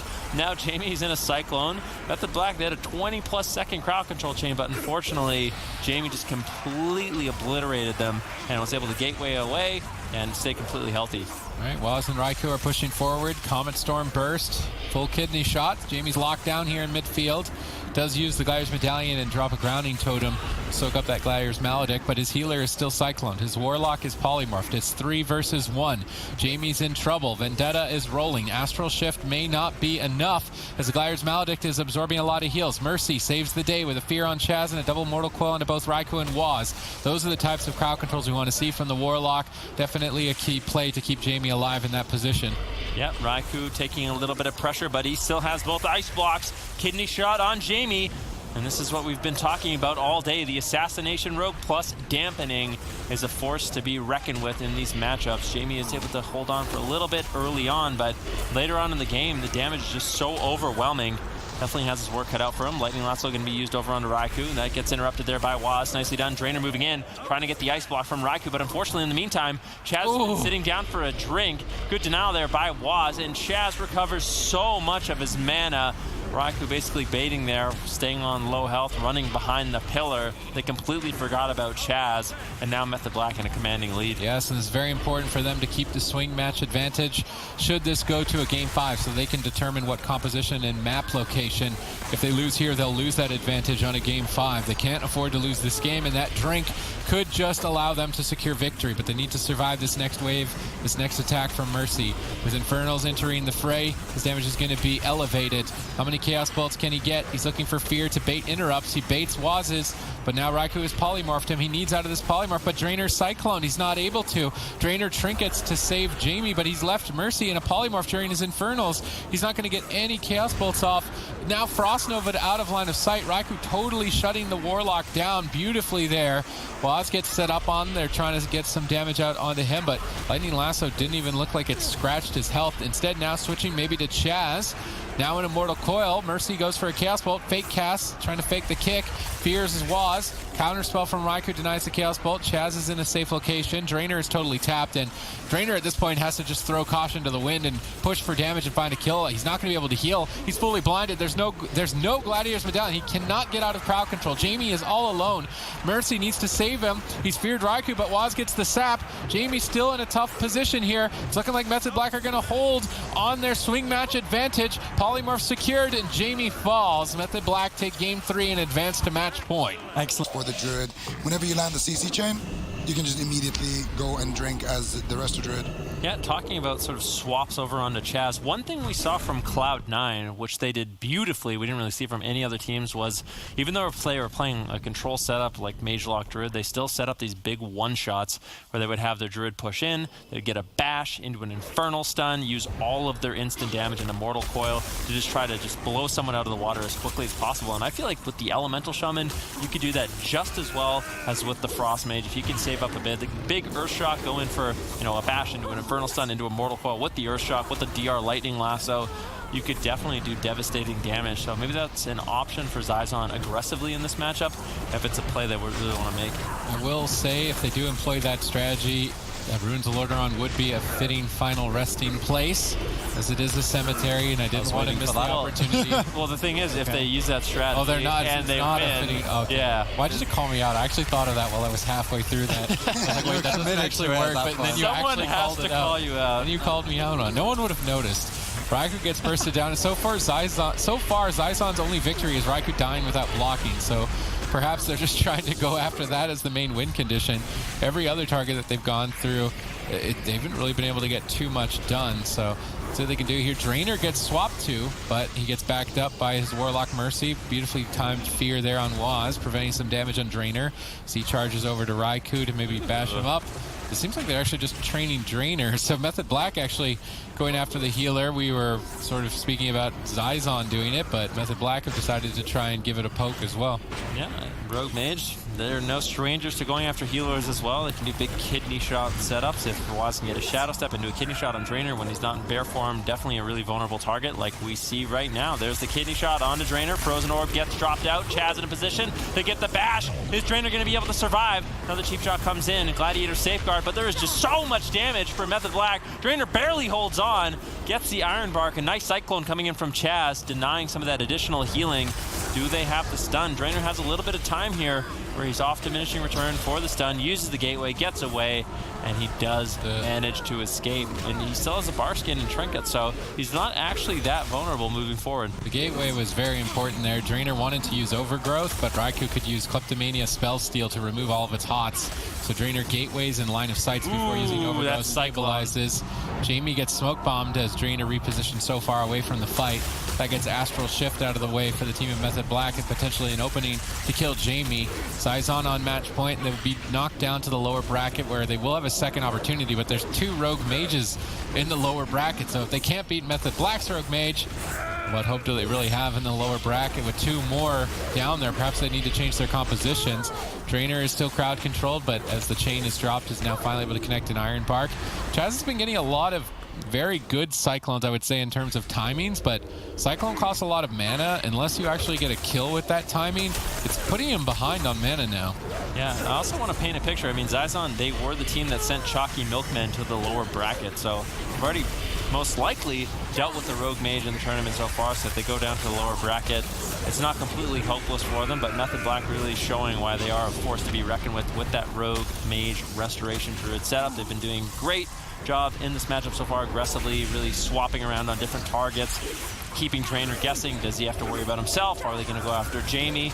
And I think that sort of flexibility and versatility is what makes them such a great team. Raikou getting bursted down just a little bit. Drainer still looking to get really aggressive. Oh! Raikou, cold snap ice. I believe that was actually his cold snap. I think it was interrupted on Frost. So they got a 2-for-1 special on that ice block, and now Raikou is going to be very vulnerable moving forward. Waz also taking a little bit of burst damage. All right, Zizon showing signs of life here, likely going to a game 5, but Method Black will get to decide the territory and know what composition is coming their way, so they should be able to deal with it perfectly, having held out on hook point with Chaz's drink. So they are getting decent pressure on Drainer, maybe trying to create some surprise there. Even though they're behind, they go for the all-in.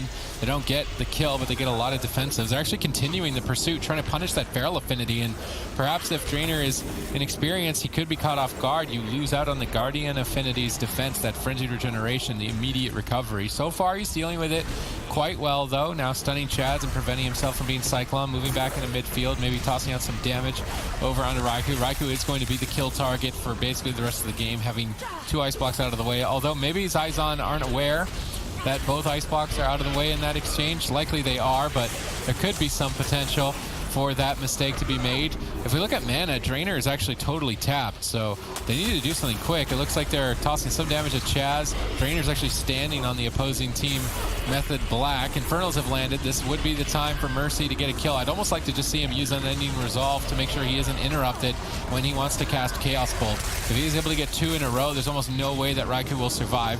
He gets a Shadow Fury, but now he's polymorphed. He needs out of these polymorphs. Drainer dispels them. He gets out just in time to start casting Chaos Bolts. One flies towards Raikou. He gets Iron Bark, but Iron Bark won't last for the whole duration.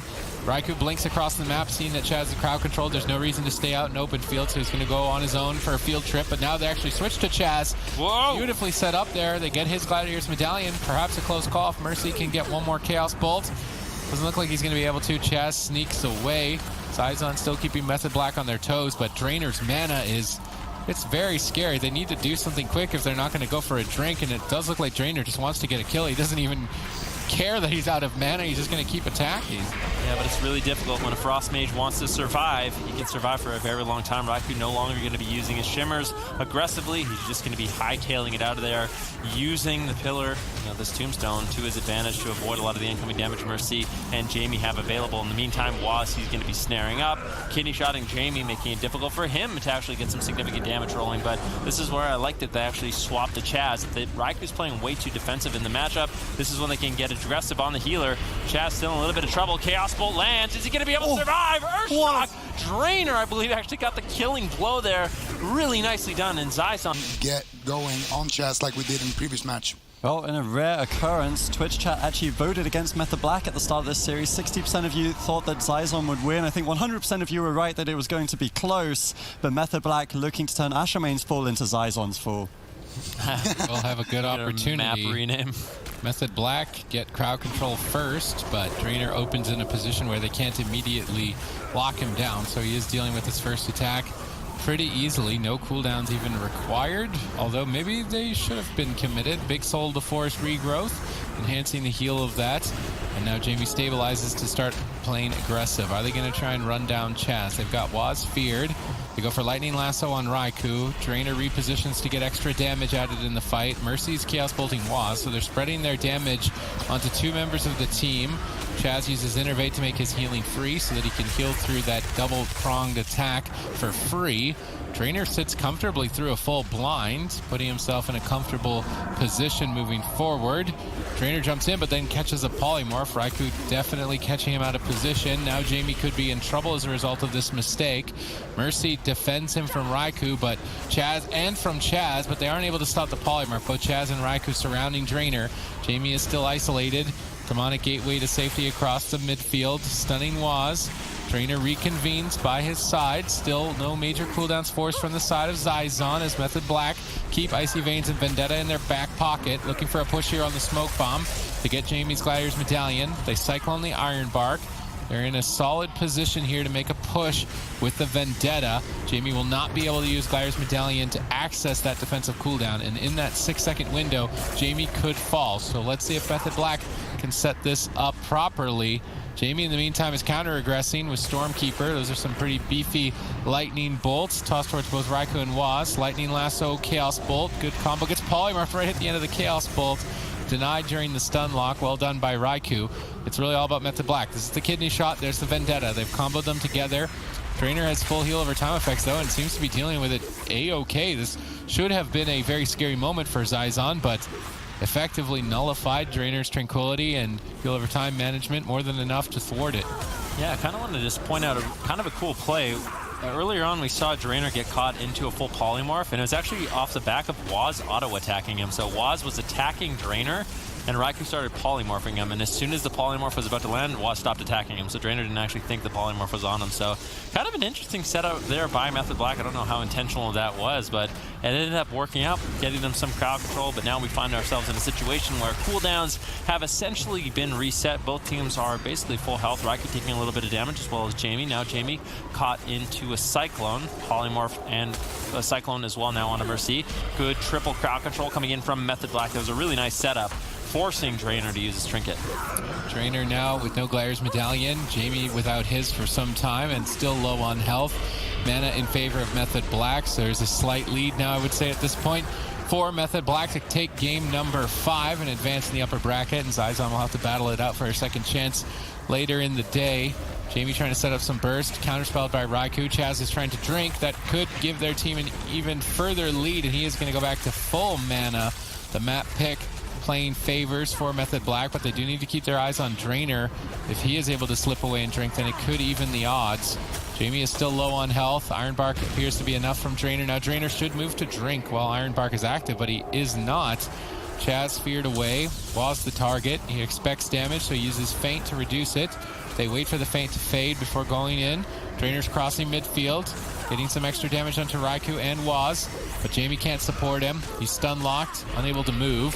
Chaz gets Ursul's Vortex into a triple Infernal. The Cap Totem, do they kill it off? They don't. Double stun there for Jamie, although he is still behind on health. Chaz's Iron Bark should be enough to recover the team. Cloak of Shadows exchanged as well for the Infernals. Waz fully respecting that Destruction Warlock burst.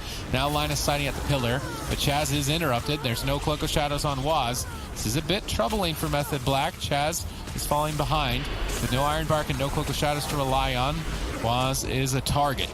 Yeah, definitely a little bit vulnerable here, but we don't normally see the Assassination Rogues fall in a matchup like this, especially one as experienced as Waz, but without the advantage of those Cloak of Shadows, he's going to have to play a little bit safe here. Drainer throwing in a little bit of extra damage. Waz retreating with Chaz, trying to get healed up now that he's healthy. Going to be moving forward to continue the pressure over onto Jamie as Jamie gets out of line of sight. Nice lightning lasso there on Waz. Immediate response by Chaz. He was a little bit scared in that moment, tossing out the Iron Bark to keep Waz alive and just completely ignore Waz at this point. They realize the kill potential is lost. Good plays by Zizon, forcing out defensive cooldowns. Chaos Bolts from Mercy on Raikou. He's fully respecting those. Trades out Ice Block. They actually blind the Warlock. Waz did not trust Raikou, or maybe they were trying to say, hold the block, I'll blind instead, but either way, blind is now out of the way and an Ice Block out of the way. Zizon keep themselves in this game number 5. Now with a good opportunity to actually find victory against Method Black, which would be surprising, although Drainer in the past has been a thorn in Method Black's side, having taken one of the Spring Cups away from them. Ooh, Drainer getting Evan bolted, does manage to get out of line of sight. And this matchup has ramifications on the entire tournament. If Zizon has actually figured out a composition that beats Rogue Mage Druid, most of the teams in this tournament rely on that setup. And I feel like this Destruction Warlock, Elemental Shaman, Restoration Druid is just so well-rounded. It could be the new composition to beat if they can take down Method Black here in this series. All right, Waz is attacking Drainer. Drainer doesn't even seem to care, just shakes it off and starts marching towards Raikou in cat form. Drainer wants to get the second block. He's thirsty for victory. Jamie's lobbing out Lava Burst. Raikou and Chaz are pinned down at the pillar. Mana's not looking too good, even though Chaz was able to get a drink. Drainer gets stunned, but he goes into Bear Form, anticipating the attack. This Bear Form makes him a lot more durable, but without the Guardian affinity, it's not guaranteed survival. He tries to jump away, but gets Ursul's Vortex back into the fray. Gladiator's Maledict absorbing some heals. Waz, Raikou, and Chaz collide onto Drainer. He's wrapping around the corner to survive. He needs some backup. Raikou gets feared away by Mercy. Now they're going after Waz with the Chaos Bolts. Tips him fairly low on health. Mana basically even at this point, and it's still anyone's match. Yeah, Drainer activating the Innervate to top himself off, get some heals rolling onto Jamie. He's a little bit behind in that situation. There's the kidney shot, smoke bomb. Jamie has Trinket and Astral Shift. Does manage to stay alive. A little bit of greedy plays there, but ultimately holds on to all his defensive cooldowns. Drainer in the fight right now, trying to throw in some additional damage as Chaz is caught into a fear. This could be the second ice block potentially from Raikou as he blinks away, trying to avoid a little bit of damage, but Jamie and Mercy, they're in hot pursuit. Lightning Lasso gets traded out. Watts an immediate interrupt, saving Raikou in that situation. Really good backup. Jamie stunned up, but Drainer already had Iron Bark rolling. Drainer's just going to attack Raikou, putting on some pressure, but now caught in a polymorph. Big mistake here by Drainer, potentially game-losing mistake. Mercy's trying to cover for it with his Infernals. Perhaps he can carry in this position. Interrupted on Shadow Fury, but now available to Chaos Bolt. One Chaos Bolt needs another. Raikou blinks out of line of sight. He's not going to find it. Jamie is so far behind as a result of Drainer's mistake, and I'm not sure if he's going to recover. It's do or die. Drainer has no mana left, but Raikou has Ice Blocks to survive. Jamie is cycloned at low health. This is snowballing out of control. Method Black are in a dominant position. This game could end at any moment for them. Full blind secured, and that is easily the kill. Method Black take game 5 in advance. GG. Starting Wildcard Gaming, pretty much the only team between North America and Europe that run this composition so frequently and at such a high level. There have definitely been certain compositions that teams have sort of made their main comp. We don't really see that a lot. We often see diversity and changing comps frequently, but this Elemental Shaman Boomkin, on paper, I would say, should be losing to the Rogue Mage Druid. There's so much crowd control for the Mistweaver, so much so that Looney has actually decided to not run the Honor Talent way of the Crane, so he's not going to be running in and punching any faces, as that would expose his positioning. So Looney, we anticipate to be focusing on some defensive play and avoiding combat, and I'm wondering how Change My Mind are going to navigate around that decision. A very early blind play gets Looney's Gladiator's Medallion out of the way. Icy Veins popped as well, so Fried Kitty looking to maybe bait an Astral Shift, but has to actually evacuate. Maro's damage too high. Fried Kitty gets out of there, but Acro now left behind. Maro swings over, tosses out a Star Surge. Acro now trying to retreat back to the pillar. And Poike, though, out in midfield, has to reposition. His team is healthy. They're going to recover. And now we need to take stock of the cooldowns. Yeah, I mean, when we looked at all the series that have played out today, it's been Rogue, Mage, Druid that has beaten basically everything. So I feel like for a team like Wildcard Gaming, they have to figure out a composition they can beat Rogue, Mage, Druid with consistently. Maybe this is the answer. They found the Moonkin, the Elemental Shaman, and the Mistweaver Monk. Traditionally, Mistweaver Monks aren't the greatest into Rogue Mage in a matchup like this, just as you are so susceptible to different crowd controls, but Looney's going to be moving in, getting aggressive with the double leg sweep. Now it's up to Maro and Zipa to find the burst damage that they really need, but Rogue Mage Druid seems to be the story of the European scene right now. And one thing, though, is Poike's Paladin at the Spring Finals, and more importantly, the Repentance talent that Paladins can bring, really allowed his team victory. Of course, having a Mage, you don't really need that diminishing return. Polymorph is the same crowd control effectively, but so far, I would say the chains have been effective from Change My Mind, now working through the Life Cocoon, shredding that like butter. Hex on a Fried Kitty. Dispel by Poike. Vendetta still available, though Zipai has Astral Shift ready and waiting to be lined up with that. Ring of Peace protects Zipai during this kidney shot. Fried Kitty takes some burst from Maro. Counterspells Maro on his Cyclone. It's very important that Maro gets Counterspell out of the way during a non-kill attempt so that he can freely Cyclone and save Zipai when they are going for a kill. So that is some anticipated play by Maro to get the Counterspell out of the way. It also just makes it easier for Looney to heal if that isn't available. They disarm Acro during his Vendetta, so he's unable to attack. They then chain that into a Lightning Lasso, further preventing his assault. And now if they absolutely need to, they can Astral Shift. A bit surprising to not see it traded 1-for-1 in that assault, but maybe not necessary as Zipai got into Ghost Wolf and was able to heal through the damage. Yep. Zipai is going to be kiting away in Ghost Wolf right now. Acro chasing him across the map. What is he going to be able to get done? To see Fried Kitty following up some damage as well. Maro with a nice bash, getting good crowd control in the matchup. And Poike in midfield looking for CC. Lightning Lasso on Fried Kitty. Do they have the burst to potentially force out that first ice block?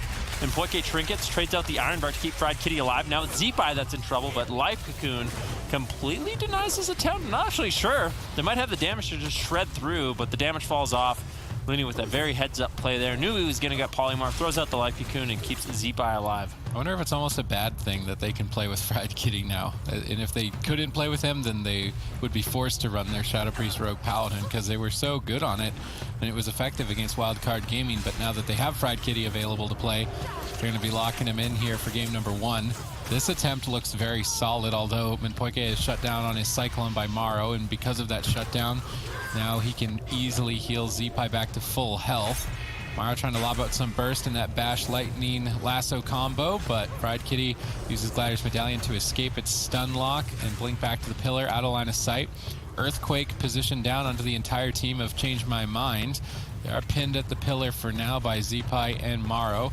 If we look at mana, there's a slight lead for Change My Mind, but it's not really that significant just yet, as it is likely that we are going into dampening between these two teams. Zeepai has preempted basically every attack in Ghost Wolf, and I don't think that Fried Kitty is... I've got 2 mages on the desk, so you can correct me if I'm wrong here, but you don't typically run the Kleptomania and the Temporal Shield, so it's unlikely that he is running Kleptomania. You don't normally run Kleptomania facing a Mistweaver Monk, but to remove the Ghost Wolf is almost mandatory, so perhaps he's saving his mana for spell steals during cooldowns so that they can remove the Ghost Wolf and not spending his mana on those outside of it. How do you feel about the spell steal usage overall from Fried Kitty? I don't know if he actually is. Is he playing Kleptomania? It's not that uncommon that a mage will play both Temporal Shield and Kleptomania in a matchup like this. Like you said, if he can remove the Ghost Wolf as well as get off an Enveloping Mist and a Renewing Mist during a kill attempt, it is pretty massive for the team, but we'll have to see exactly how that plays out. Fried Kitty still looking to build up some damage over onto Zeepai. Zeepai is still just kiting across the map. He wants to constantly be dragging Fried Kitty out of position, Acro out of position so they can get some damage rolling, but it looks like it's going to be Zeepai that's in some trouble, but a beautiful Ring of Peace denies the smoke bomb attempt from Acro. And Zeepai does manage to hold on just a little bit longer, but the damage coming in from Fried Kitty and Acro is actually surprising. Looney forced to trade out that life cocoon to keep him alive. Zeepai still running away. And Sid, I can't help but feel like Wildcard Gaming, they have not found their footing in this matchup. It doesn't look like they have much pressure. There's not many attempts for a kill. Maybe right now on Acro with the Lightning Lasso, they could be able to take him down. Nice stun lock combo coming in from Zeepai, but they don't have the damage to really follow up. Minpoike is able to keep him alive with that Iron Bar. I will say Acro using Feint before the stun is the only reason he's alive right now. He 100% died in that Lightning Lasso, so Acro's anticipated play there keeps his team alive in game number 1, and they do not lose the swing match advantage. They've definitely had a stronger footing so far in game number 1 as we move towards dampening, although an Elemental Shaman you cannot count out. At any moment, an Earth Shock could just kill you. You pair that up with a balanced Druid with some Star Surges, and then you're almost certainly dead. So even though Wildcard Gaming are playing from behind for basically this entire game, at any moment, if they interrupt Minpoike, even crowd control him for a second, they could just blast somebody out of the match. As in this situation, Whoa! Acro is just dead. Deleted. Wildcard Gaming being behind the entire time, kill him exactly after. Surviving as long as he possibly can, using his Novas, using the Ice Nova to sort of limit the mobility that Blizzo has available. And if he can do a really good job of doing that, if Minpoike and Acro can back him up, they can definitely find victory in this matchup. But Wildcard Gaming with the Windwalker Death Knight, this is a really, really powerful setup. Zeepai early on just softening up Fried Kitty, removing that Ice Barrier absorption effect, trying to put some early pressure to pull Minpoike out of stealth, who has now left stealth. Blizzo likely the target for most of this fight, with some pretty big damage early on, but Acro Lol currently unable to attack with that grapple weapon, removing his weapon. Grippin a double stun swap to Minpoike. Bit of an all-in attempt here from Wildcard Gaming in game number 2, trying to take down Minpoike, but easily denied with the usage of Bark Skin. However, the next time that he is gripped in, if he is not in bear form, Touch of Death is available for Blizzo. So let's see if Blizzo can get that set up with Zeepai in roughly probably 40 seconds from now with the leg sweep. They're actually going for the Touch of Death on a different target. Fried Kitty already had Temporal, so they're trying to race a game. They're actually just killing through it.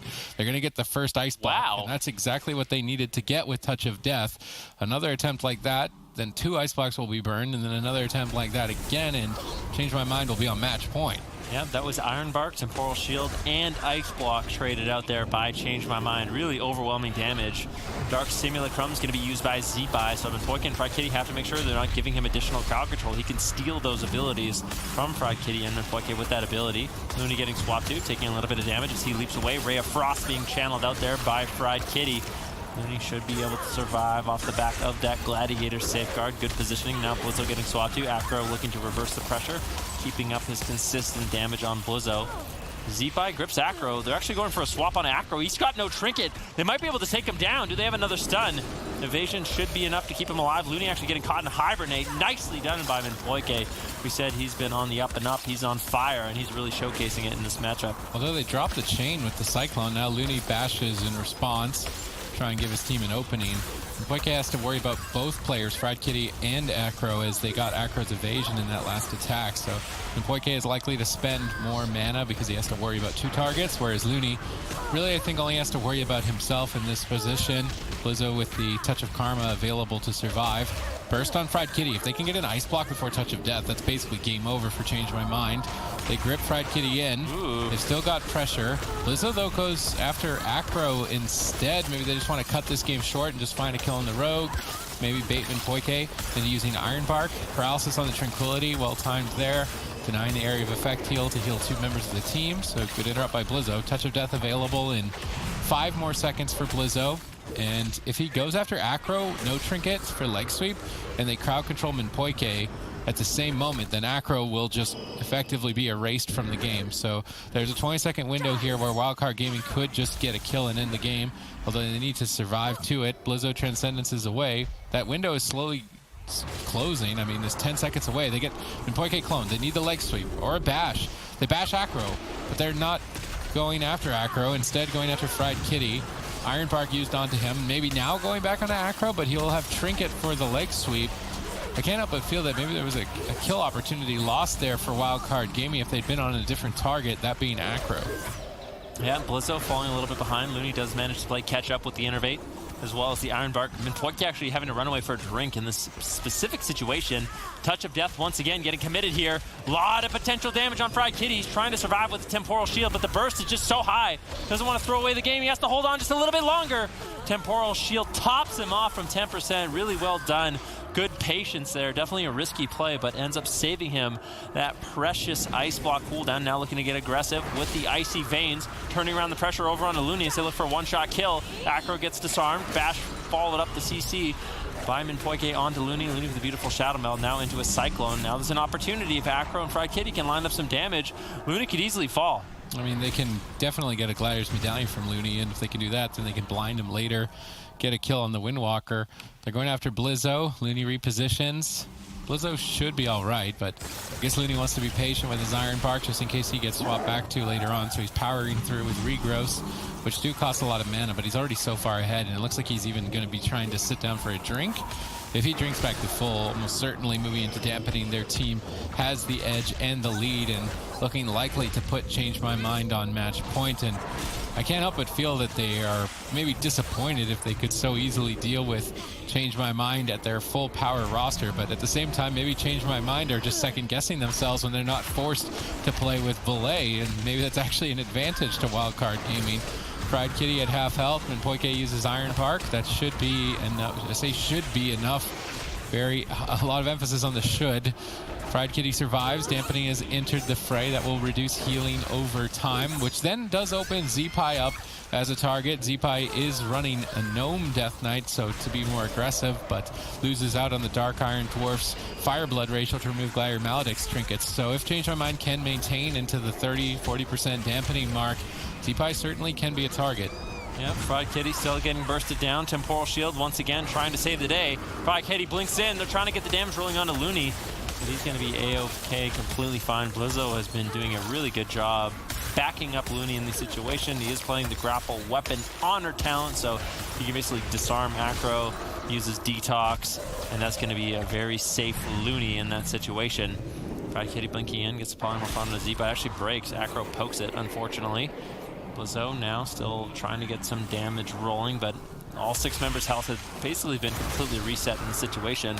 See, Fried Kitty has the cold snap available once again. That means he's going to have both of his ice blocks available in this specific situation as we do move towards 10% dampening. So instead, they look to switch targets and go after Minpoike, but Acrolol was there to save the day, and now Blizzo is under pressure. Will he be able to stay alive? Looks like they just want to all in. Zeepai is marching forward. Minpoike on the run. Manages to escape for now. Blizzo trades out Touch of Karma, so Blizzo is definitely the target for now. Although deeper into dampening, certainly Zeepai can become one. Zeepai has anti-magic zone. That's going to be the defensive cooldown that Wildcard Gaming need to utilize on the next attack, which could be engaged at any moment, although being stalled out for now. Fried Kitty has Temporal Shield rolling on the Fists of Fury, absorbing all of its damage and healing himself back up to full. It was well timed, but now stunned without its defense. Blizzo still with nothing either. If they can lock him down in a stun and crowd control Looney at the same moment, maybe they're waiting for Looney to try and cast with a blink counter spell, although you don't normally use the shimmers offensively. Fried Kitty trying to blink away from the fight, grip back in, blinks again, but they will ultimately reconnect. Now Ursul's Vortex is down and Fried Kitty is unable to move. Minpoike is going to have to heal through all of this damage, and he doesn't have a lot of mana to do it. Big burst damage on Fried Kitty. Are they going to get the ice block? No, Minpoike with a huge heal with that Iron Bark. Fried Kitty was a bit of a sitting duck right there. Unfortunately, didn't have any of his shimmers available. Now looking to get aggressive with the Icy Veins. Manages to find the Polymorph. Blizzo with a preemptive Transcendence. Nowhere to be found. And Fried Kitty basically essentially wasted that Icy Veins, didn't get any damage rolling, but Acro in the meantime is basically soloing Blizzo. Acro may have been playing this way too aggressively. He's in a lot of trouble. He has to trade out potentially the Feint, the Cloak of Shadows, and the evasion, but Blizzo in the meantime falls through Iron Bark. That was big damage coming from Change My Mind. I really thought he was going to survive, and I think he almost had the map and Legion, but you can actually see the Nether Drakes flying above. Where have you been? I didn't notice those there. How long have you been shellcasting this? I've never seen a Nether Drake above this arena. All right. Well, I guess it's the first time for everything, truly. You learn. Yeah. Zeepai's going to get sapped up. Blizzo in midfield. He was the target for Change My Mind in the last game. So definitely going to have to do a good job playing solid defense in this matchup. Fried Kitty, like I said, if he's going to play up top on this bridge, it really limits the space he has to sort of kite around with Minpoike. So if he is in trouble, I expect him to be running away at some point using sort of the outskirts of the map. But for now, he's playing very aggressive, already forcing out the Touch of Karma from Blizzo. He's going to trade that out no problem onto Acro, trying to get some damage rolling. But you can get tricked as a Windwalker Death Knight to playing a little bit too defensive. We definitely don't want to see that from Blizzo. On that Windwalker Monk, he needs to be playing very aggressive on the Fried Kitty, limiting his damage, keeping up the burst as much as possible. If he plays overly defensive, it basically allows Change My Mind these sort of windows of opportunity where they can get super aggressive on the Looney as well. Sort of really keep Wildcard Gaming guessing. So Looney got Shadow Melt usage there on 2 Gladiator Maledict trinkets. 2 out of 3 for 1 Shadow Melt. That's a high value trade for Looney. Little misfire by Change My Mind as they committed all of their cooldowns to all in, and they didn't even scratch. Perfect trade from Wildcard Gaming as would be expected. Their ironclad defense is the most notable thing I would say for Wildcard Gaming as a roster. Perfect shot calling there on the side of Looney. And Poike is already trying to maybe try and drink early on, but the ghoul from Zeepai is sent his way to keep him in combat and will be chasing him down. Now this map is much worse for Fried Kitty's mobility, and also a lot better for Blizzo's mobility. So I do like this map selection from Wildcard Gaming. We don't see Blades Edge Arena picked that much, but in this exact situation, it was the perfect pick. Yeah, I mean, definitely is looking good for them so far. Fried Kitty has essentially nowhere he can run. Temporal Shield bounces his health back up. And in this series so far, Fried Kitty has been doing a phenomenal job making sure he gets well-timed Temporals, sort of negate a lot of the burst damage the Windwalker Monk has available. In the meantime, Looney caught into the bash. Good burst damage coming in from Fried Kitty and Acro. Polymorph secured by Zeepai. And this is what I was talking about with the Dark Simulacrum. Zeepai has the potential to basically steal spells from Fried Kitty and Minpoike. And the main spells he wants to take is the crowd control, the polymorph, the cyclone. When he can get that, that's when they can get a lot of this burst damage rolling and potentially force out an ice block on the Fried Kitty. Yeah, that's definitely a window of opportunity for Wildcard Gaming. They need to win this if they want to keep, or have even an opportunity to get the swing match advantage for a game number 5. Everything could come down to just game number 1, though. Looney in a blind. Acro gets grapple weaponed and denied on the sap. Well done by Blizzo, breaking the crowd control chain for his healer. Now Minpoike in a bit of trouble as Blizzo goes on a solo mission trying to kill Minpoike. Big hits. Zeepai tries to switch as well, but Acro saves him. Looney then gets stunned up. Minpoike tag teaming here onto Looney. Ray of Frost, fake cast by Fried Kitty, trying to fake some of the interrupts that he can free cast later on. They decide to commit the anti-magic zone, this purple bubble of protection that Looney will stay inside whenever Acro activates Vendetta or Fried Kitty activates Icy Vein, so that's still a fair one-for-one exchange. Mana is even at this point. That's not really too good, I believe, for Minpoike's team, as the pressure from Wildcard Gaming is consistent, whereas Change My Mind is all about burst. Fried Kitty under huge fire. Minpoike desperately trying to stabilize with only Iron Bark. Innervate well timed, but now stunned and gripped into the fight, so another swap. I do like Wildcard Gaming ping-ponging between targets to try and develop a mana lead. Yeah, and I mean, they have that mana lead right now. Minpoike is going to have to play very efficient from this point moving forward if he wants to go toe-to-toe with the mana of Looney. But Zeepai and Blizzo, they are not making that easy. Like you said, they're sort of bouncing around. They hit Fried Kitty, get out some major heals, then swap to Minpoike, force him to heal himself up. And I think it's a good strategy. Right now, Looney caught into a kitty shot once again. What are they going to be able to do? Grapple weapon. And like, I like this talent choice from Blizzo. Instead of playing the Fortifying Brew, which is more standard, he's playing the grapple weapon to deny these swaps. He probably realizes Rogue, Mage, Druid, they want to go after the healer as often as possible, so being able to grapple weapon Acro during those burst moments and use the detox to dispel his poisons really allows Looney to survive in those situations quite easily. So really well done heads up play there by Wildcard Gaming. Minpoike currently sitting in cat form. Is he going to be able to recover some of his mana? We will have to see shortly. He got quite a bit in that exchange, which gives Change My Mind an opportunity to maybe just advance to match point against Wildcard Gaming, although Blizzo has a lot of defense, so they will have to work through that. Minpoike swap 2 again. Beautiful swaps from Wildcard Gaming. Perhaps the end of the match as Fried Kitty desperately tries to back Minpoike up. Acro is forced to use blind defensively, which means that Looney will now actually get sapped, so maybe have to trinket. I'm surprised that he didn't actually just trinket so it's on cooldown with blind. Blizzo stunned up, Ray of Frost fully channeled. A bit of a disrespectful trade here. And that's going to cost them Touch of Karma and Iron Bark at the same time, but they could just easily swing it around and finish Minpoike as he ducks off the side of the bridge. Both melee get Frost Nova. Zeepai's dispelled out, and Blizzo looks to reconnect. Looney on the run, Blizzo poly, no one's able to connect. They make a swap to Looney. Minpoike even jumping into the fight to try and add a bit of extra damage to finish him off, but it is not enough. Anti-magic zone once again perfectly exchanged for the Vendetta of Acro. Looney in bear form and should easily be recovering. Acro gets stunned up. Blizzo firing away with those Fists of Fury. Now Acro stable. Slight mana lead for Change My Mind. Slight cooldown lead for Change My Mind as well. And this is very surprising given that the map should be advantageous to Wildcard Gaming. Acro trading out advantage, looking to deny the drink attempt there by Looney. Did a good job. Gets the Garrote Silence. He was looking for a sap, but Looney realized exactly what was happening. Now that Looney sort of softened up from that Garrote and Rupture, he gets caught into a kidney shot. Iron Bark is going to be preemptively used on himself to stay alive. He didn't have to trade out his trinket. He has Bark Skin rotating back up for this next kill attempt. Now a beautiful double leg sweep coming in from Blizzo. Good counter pressure. Minpoike could be in a little bit of trouble as he gets gripped back. It's actually Ursula's Vortex, so Minpoike could be in some trouble. He jumps off the bridge in order to survive. Fried Kitty's been doing a great job making sure to keep control on Blizzo and Zeepai. And now an interrupt on Looney. Blizzo could easily fall and does. Changed My Mind puts another point on the board and now leading in the series. First wants to avoid being sent down to that lower bracket. So far it's been a race between Wildcard Gaming and Method Black. Method Black, they've kept their upper bracket position. Wildcard Gaming, they're looking to do the same, but Change My Mind might be able to deny them here. And Wildcard Gaming getting sent to the lower bracket and basically a sea of rogue mages is definitely not the spot you want to be. They have to try to claim victory here in game number 4. Yeah, hopefully Change My Mind don't play chicken here as they're just hanging out next to all the little chickens on hook point. Early exchange between Fried Kitty and Maro as Acro sneaks across the map, as rogues are known to do. Not opening just yet. He probably wants to set up a cheap shot on Looney for a polymorph or Ring of Frost, so he's just holding out, or maybe just open on Zeepai around the corner. Fried Kitty actually blinking next to Zeepai. Maybe a smoke bomb early on.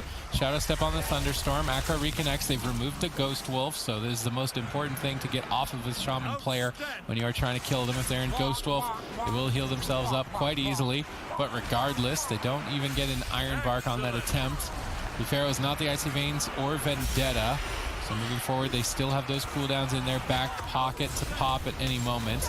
I'm going to keep my eyes on Minpoike's mana because that is the main objective that Wildcard Gaming are playing for, is to run that blue bar below Minpoike's orange health bar down all the way to 0, so it's no longer there and he can no longer heal. This is the main priority for Wildcard Gaming. Yep, get the blue bar down, especially in the earlier stages of the game. Acro now caught into a bash, taking a little bit of burst damage here once again. We've seen him being blown out of the water before by Zeepai and by Maro, so he has to be very scared. Gladiator Safeguard gets taken out of the way. He no longer has that safety net for the next minute or two. And it looks like, change my mind, they're going to be stable. They're going to be fine. They really just want to punish Acro when he gets aggressive in this matchup. Fried Kitty's playing really defensive. Minpoike and Fried Kitty, normally you see the Mage, the Restoration Druid push in, try to get crowd control, but they're basically just throwing Acro in, allowing him to be abused by Zeepai and Maro in this particular matchup. And I think it's a scary dance for Change My Mind in this matchup, because at any moment, Acro could easily get just blown out of the water by a big Earthshock crit. Yeah, but if he doesn't, then Change My Mind, take match point, and advance in the upper bracket to face against Method Black. Solar Beam landed there onto the entire team, disrupting the crowd control of Change My Mind. Minpoike's mana is more than solid at this point. If he can maintain without even drinking, that's definitely a statement, considering that is the main thing that Wildcard Gaming are playing for, and they're not even building that advantage for themselves just yet. Fried Kitty cycloned up, Maro repositions but gets stunned, Acro reconnects. Fried Kitty would have liked to continue the crowd control chain but was unable to due to Maro's cyclone. Looney repositions in the frozen orb, so if potentially a polymorph is casted, it will break, but then reconvenes away, realizing that Fried Kitty is not going to be making that error and doesn't want to feed any potential extra damage. Fried Kitty and Minpoike, they're playing defensive, but they've left Acro pushed pretty far forward. Maro's in position to cyclone Minpoike if he tries to cross midfield. I'm curious if Maro can intercept Minpoike. Minpoike doesn't need to so long as Acro doesn't line of sight. Zeepai should be looking to reposition. They just go for the stun anyway onto Acro. They actually double stun, so this prevents Lightning Lasso from being interrupted. They get some guaranteed damage on Fried Kitty, and it's all about damage if they want to run Minpoike out of mana, so I do like that adaptation, using the stuns onto two players at the same time and prevent their interrupts on Lightning Lasso. Minpoike sits down for a drink. Maro doesn't know where it is, so Minpoike is going to get full mana. Again, not developing that lead, which is one of the main win conditions. The other win condition would be just destroying someone in the Lightning Lasso with a couple of Star Surges, which could happen here. Acro saw it coming and activated Feint right before it, so that reduced a lot of damage, and Minpoike also allocated his Iron Bark to prevent a kill there, which is why we'd see Acro's health not even move. So there's some situations there where if Acro didn't see that coming, if Minpoike under-responded, Acro is removed from the game almost immediately. But because they anticipate the attack, they activate their defense within a millisecond response, nothing happens. But that was a very important decision on Acro Law's part to be able to stay alive and nullify that attack from Wildcard Gaming. Yeah, I mean, Acro's been doing a good job sort of reading the situation so far in this matchup. Preemptively using the feints, like you kind of said, to avoid those big one-shot attempts from Maro and Zeepai. If we look at mana, right now Minpoike is using his Innervate at around 90% mana. Looney hovering around the same, so it's basically a tied ball game at this point. I mean, change my mind, they are in favor. Right now, of course, being up 2-1 in this series. Wildcard Gaming, they have to get a win in this matchup if they want to avoid that treacherous lower bracket. Looney actually trading out his trinket, so that's no longer going to be available. Fried Kitty and Minpoike, they can push in and get one good crowd control. They could even potentially go after Looney as a target. They might be able to just move in if Minpoike can build up some damage for that Feral Affinity. They could just try to blow Looney out of the water with a big attempt here, but with no Vendetta no Icy Veins available, it's going to be a really difficult task to actually pull off. That is definitely going to be a difficult task to pull off. In the meantime, Poike is crowd controlled and Acro is the target. This is usually where it would be very scary, but Acro already saw it coming and repositioned at the pillar, line of sighting the attacks, and is completely stable. So Acro's awareness in this match has been on point, and as long as it remains on point, they remove that win condition of basically just typing /delete Acro lulls. They remove that win condition. Is that a command? And they maintain, yes it is now, and maintain their mana, then they are, I would say, almost guaranteed to win against Wildcard Gaming here on match point. So everything rests on Acro lul's ability to predict attacks and Poike's ability to maintain mana, and both of those have looked solid, and Dampening is already at 6%. Yeah, Acro's really been doing an outstanding job in this matchup so far, making sure he's staying alive. Really excellently done, honestly. Acro now caught into a bash from Poike, denies with the Iron Bark, and that will, keep Acro alive.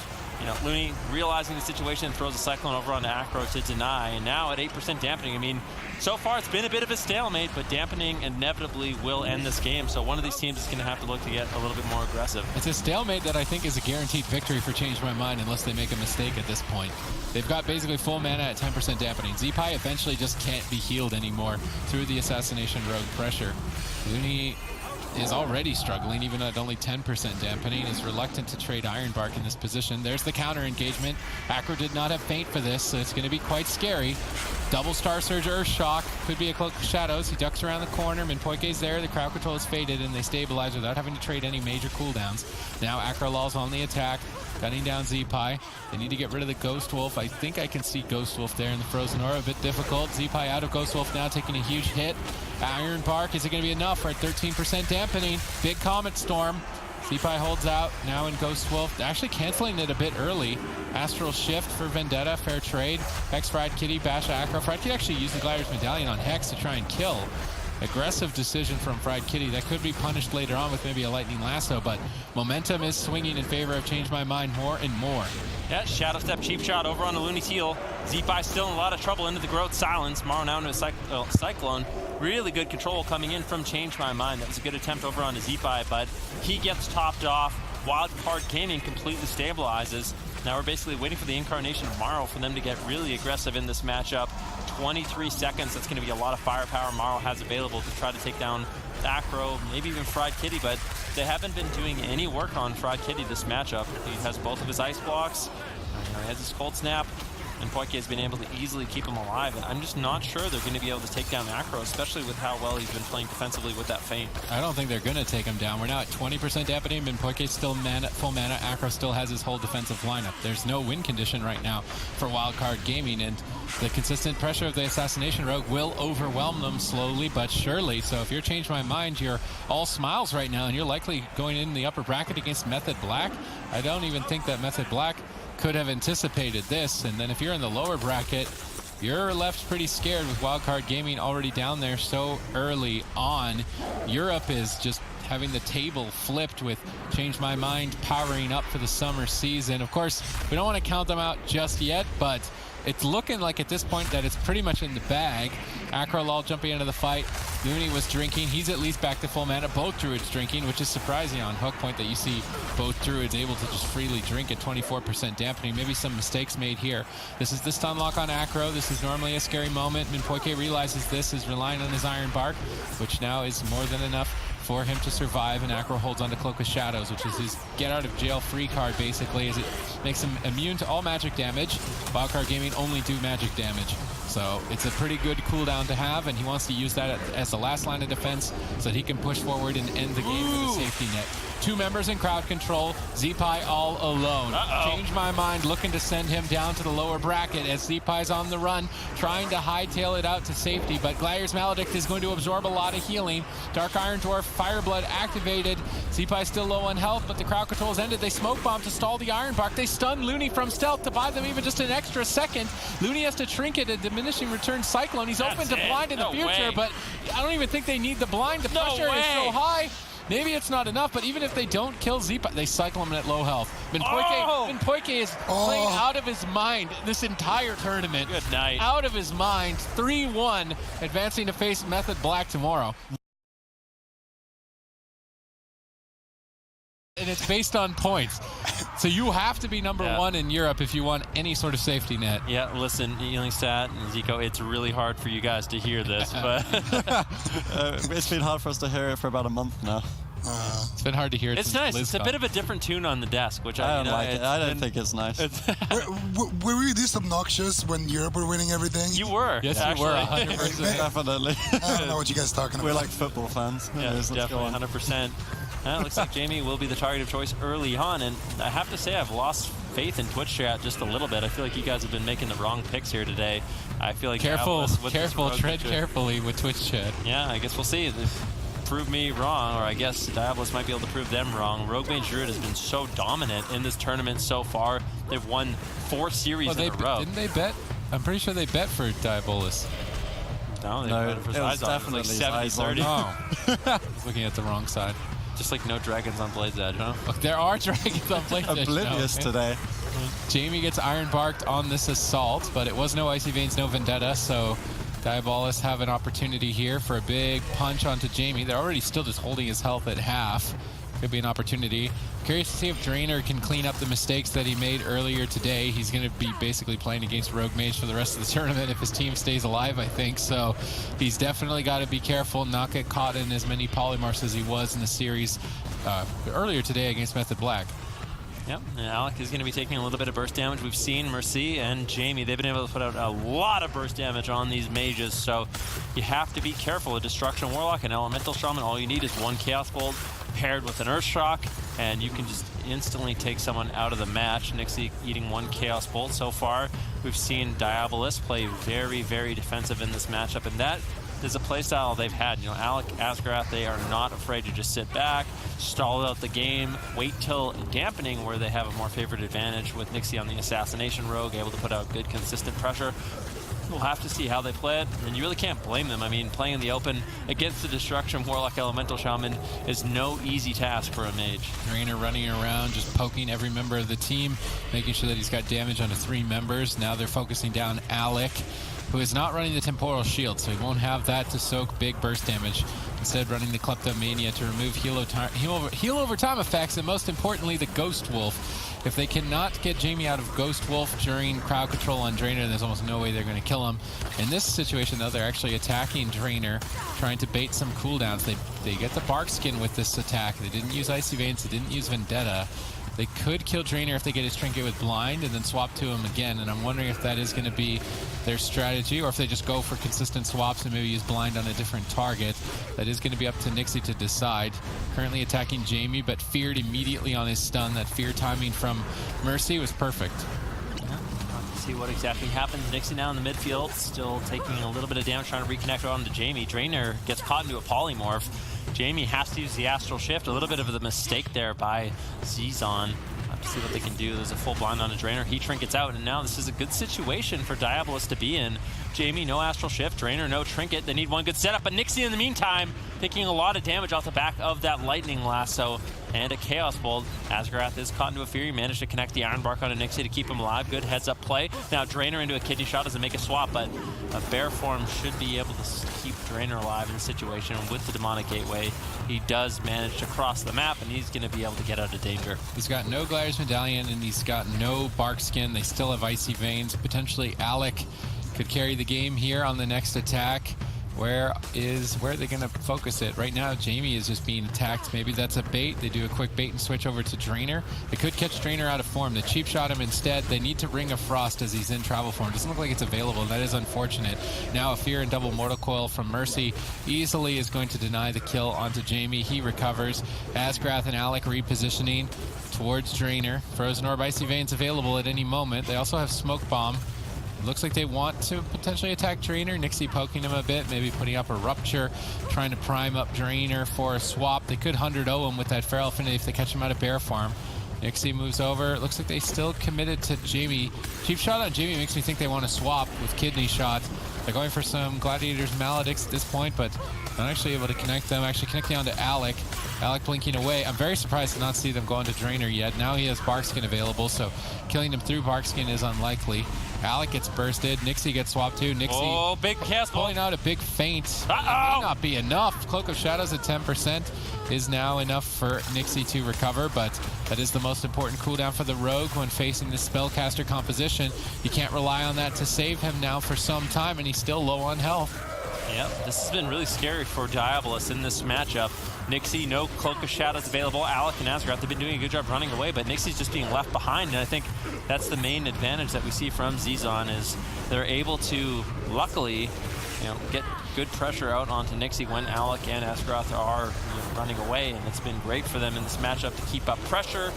Unfortunately, Drainer's mana is way behind. He's been playing really aggressive, not able to sneak away for drinks whatsoever. In this positioning, I feel like Drainer might want to try to escape, try to recover some of his mana, and they might be able to get a mana lead in this matchup and sort of chokehold Diabolus down. Another swap to Drainer.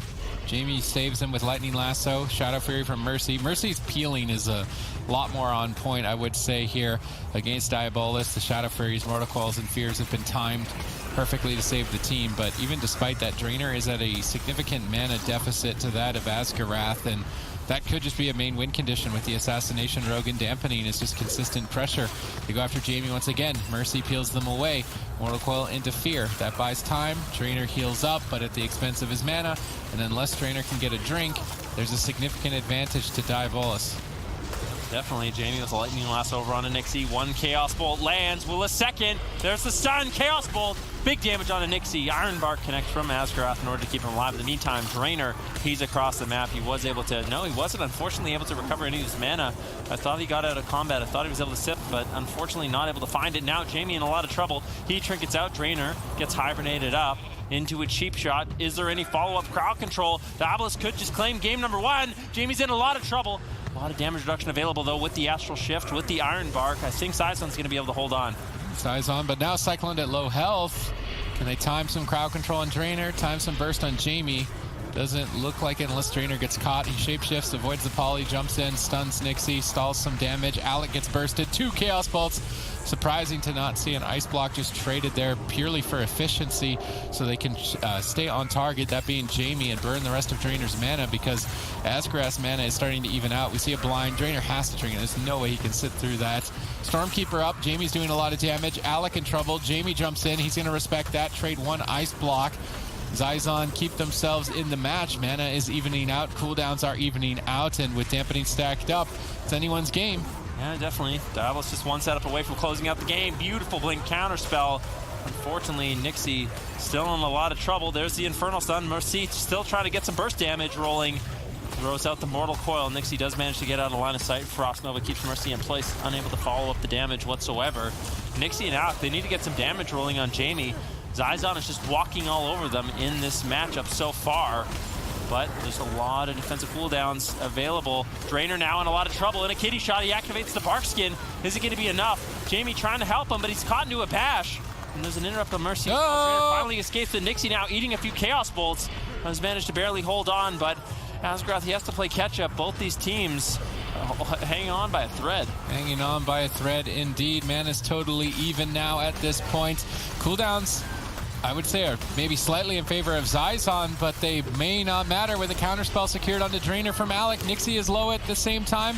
Chaos Bolt's being casted. Alec denies further follow-up. Cyclone full duration on Drainer, and they've used 2 defensive cooldowns before Vendetta. That's 3 seconds away. 3 seconds away until Jamie is almost certainly going to die. Alec is just going to Ice Block. They know they've got the game in the bag. They can just drop the Vendetta. Jamie gates to safety, but is it really that safe? Alec flurries out. Huge damage onto Jamie. As soon as Nixie connects, Jamie is just going to die. There's absolutely no way he should survive this Vendetta. He's on the run at 1%, but it is not enough.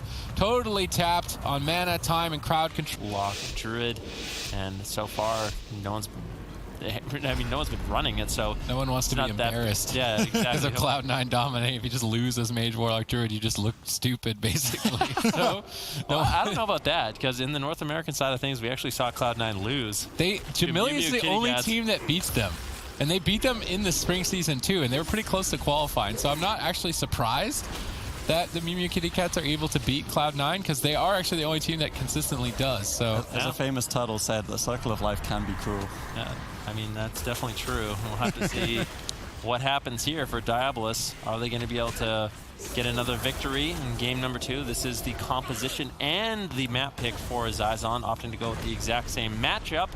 They're going to bring it to a smaller map. Ruins of Lordon a little bit more difficult for Diabolus to use line of sight and escape. It's a much more wide open map with less pillars, so that's somewhere the Destruction Warlock and the Elemental Shaman sort of excel at. When we saw Zizon get a victory earlier on, they were able to take down Chaz, like Supati said, and a big one-shot on the Restoration Druid, so that could be something we see moving forward. Ooh, Infernals have landed. Alex going to ice block and respect those cooldowns, not going to be going down to any sort of shenanigans, but they could immediately switch targets, and maybe it wasn't needed, and that's the tricky usage of the ice block, is you would like to get away with not using it, but if you miscalculate, then you die. So difficult decision to make. Alec goes for the safe one. Diabolus make a swap to Drainer, so they're initiating a similar strategy of trying to go after the healer. They get a Bark Skin for effectively free the next time they switch, or maybe they use Blind to get Player's Medallion, one of these routes. They could kill Drainer later on, so maybe Drainer should consider repositioning to the Demonic Gateway. Jumping on Alec at this time also does bring him close to it, but he could be stun locked. Instead, they go for a Blind on Drainer, who he anticipated because Jamie was stunned the global cooldown prior. So he activated Iron Bark, which is reducing damage on Jamie, allowing Drainer to sit this crowd control, although could backfire if he continues to sit it. No follow-up. No, there's a bash. Jamie's still low on health. Does not want to have to use Astral Shift before Vendetta. Doesn't look like he should need to, as crowd control is finally finished, and Drainer gets away with the greedy decision. Yeah, Jamie taking a little bit of pressure right now in midfield on this tomb. Looks like all 6 members are sort of huddled up. Asgaroth throwing out a Tranquility to keep his team alive, keep him aggressive. Alec has already traded out one of his ice blocks in the match so far, just sort of making a fair trade. The Dark Soul, as well as the Infernals coming in from Mercy in this matchup, and I don't think it's a bad trade whatsoever. Doesn't want to just fall down in the opener, and that allows his team to, you know, not really fall behind. Also allows Asgaroth to save some mana, and this could be a matchup where mana really plays in, especially with it being a smaller map and being difficult for these Druids to really sneak away and drink. Nixie right now taking quite a bit of damage. Feint, as well as Gladiator Safeguard, is the protection he needs in order to survive. Asgaroth to be immediately able to stop him off, but here's a big setup on a Drainer, immediately using his Bark Skin. Do they have the damage to take him down? There's the bash. Nixie, what are you going to be able to do? Mortal Coil comes in. Asgaroth is going to be chasing him down. He gets feared up. Mercy saves the day with the double Mortal Coil, the fear onto Asgaroth, keeping Drainer alive. Drainer escapes to safety. Good teamwork by Zizon to stay alive. This is an elimination, best of 5. Loser is out of the tournament, and it matters so much to accumulate points, as those points will qualify you to the Summer Finals, which has an opportunity to directly qualify to BlizzCon and the World Finals. And there's even more pressure added to the European region in particular, although at this time Nixie is in a bit of trouble, stun locked around the corner. Asgaroth recovers with Iron Bark, and I will go back to explaining. The Summer Finals have the direct qualification to BlizzCon, and it matters even more so for Europe because there's already a North American team going. And if a North American team wins the next Summer Finals, then only one team from Europe will go to BlizzCon overall, and that one team will only go based on points. So you need to accumulate the most amount of points if you even want to feel safe to make it to BlizzCon. And with Cloud9 in North America, it's going to be pretty tough. Zico, hold me. Yeah. Honestly, Adrian, I think we're out on our own here. They won 2 lands, and all of a sudden, you know, they just forgot all about Europe. Are you losing faith? I don't know. I'm never losing faith in Europe. Huge damage. Second ice block from Alec. That is not good for Diabolus. I'm almost wondering if Asgaroth was anticipating himself as the target, and maybe he's spending a lot of time just preempting himself for an attack, and then Zizon just focusing their damage onto the other members of the team, because both Nixie and Alec are very far behind at this point in time. Yeah, I mean, this is danger time for Diabolus. Alec has no ice block for another minute and 45 seconds. Jamie taking a little bit of pressure. He has no trinket. He has no astral shift. Jamie's actually really vulnerable here if they can keep up the damage. This is the Vendetta. They can keep up the damage onto Jamie. A good Kleptomania spellsteal from Alec. That might be what they need to close out the game. There's a full kitty shot. Immediately responded Drainer with the Iron Bark. Asgaroth keeping Nixie nice and healthy as well. Uses his own Iron Bark. So both Druids sort of trading out the defensive cooldowns to keep their teams aggressive in this situation as we move towards 3% dampening. Dampening has engaged and will reduce healing over time. Asgaroth's crowd control. Nixie is as well. Alec is in trouble. Lightning Lasso. This is a big combo. There's not much left. He could just fall. Big Swift Mend from Asgrath, but still Mortal Coil from Mercy into a Chaos Bolt, into a second, gets counterspelled. Good denial by Alec, disrupting the damage there and surviving. Asgrath got some mana. Let's see what Drainer got. It's about equal at this point. They had a slight lead for Diabolus, but in terms of cooldowns, actually about even. So even though there has been a lot of scary moments for Diabolus, I actually give them the lead at this point in time. Yeah, I mean, I think you're right, especially as the game goes on. Alec only has 35 seconds left. Are they going to be able to take him down before that moment? Dark Soul is available for Mercy. What is he going to be able to do? Lightning Lasso on Alec on that Shimmer. Nice counterspell, actually an interrupt from Nixie slows that down, so good backup. Mercy getting aggressive right now with the Dark Soul, looking for a fear. Can he find a Chaos Bolt? Looks like all three members of Diabolus are just going to be running. They know what can happen when a Chaos Bolt lands. It's very devastating. It's frustrating for Mercy with this cooldown, trying to get some damage rolling. Finds a Chaos Bolt on Alec. He's caught into a bash. He trinkets out, still just line of sighting.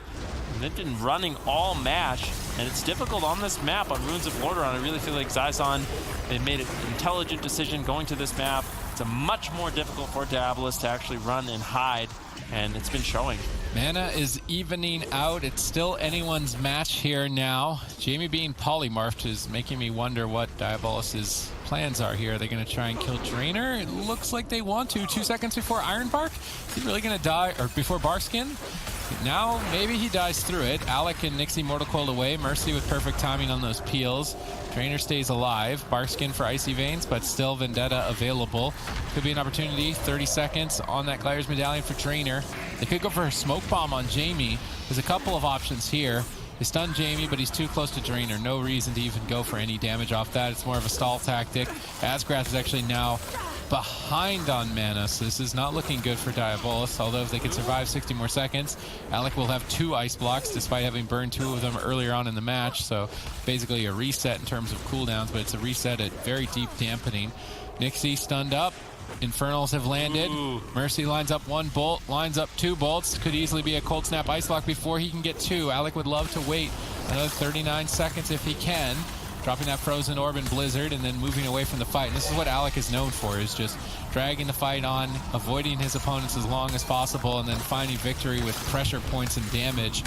So far it's worked, but it could backfire against the Warlock Druid Shaman composition, as that's what is normally the Warlock Shaman Druid's strength. I think that's true. Alec now getting a little bit bursted down. 13 seconds left on that ice block, and that, like you said, it's going to be a full reset. Alec faking that wind shear from Jamie. Now kidney shot on Jamie. Good backup. There's the Frozen Orb. Good damage. Good crowd control coming in from Diabolus. Jamie left all alone. Forced to use his Astral Shift. Drainer now caught into a Cyclone. Good crowd control once again coming in from Asgrath in this game. This Vendetta is rolled out as well. Jamie still just line of sighting the best he can, using the Lightning Lasso, looking to avoid some pressure, but with the amount of line of sighting he's doing, it's difficult for Mercy to actually get any sort of counter pressure. Sometimes you have to just stay in the open so your Destruction Warlock can get Fears out, he can get Chaos Bolts out, and that's the best defense you have.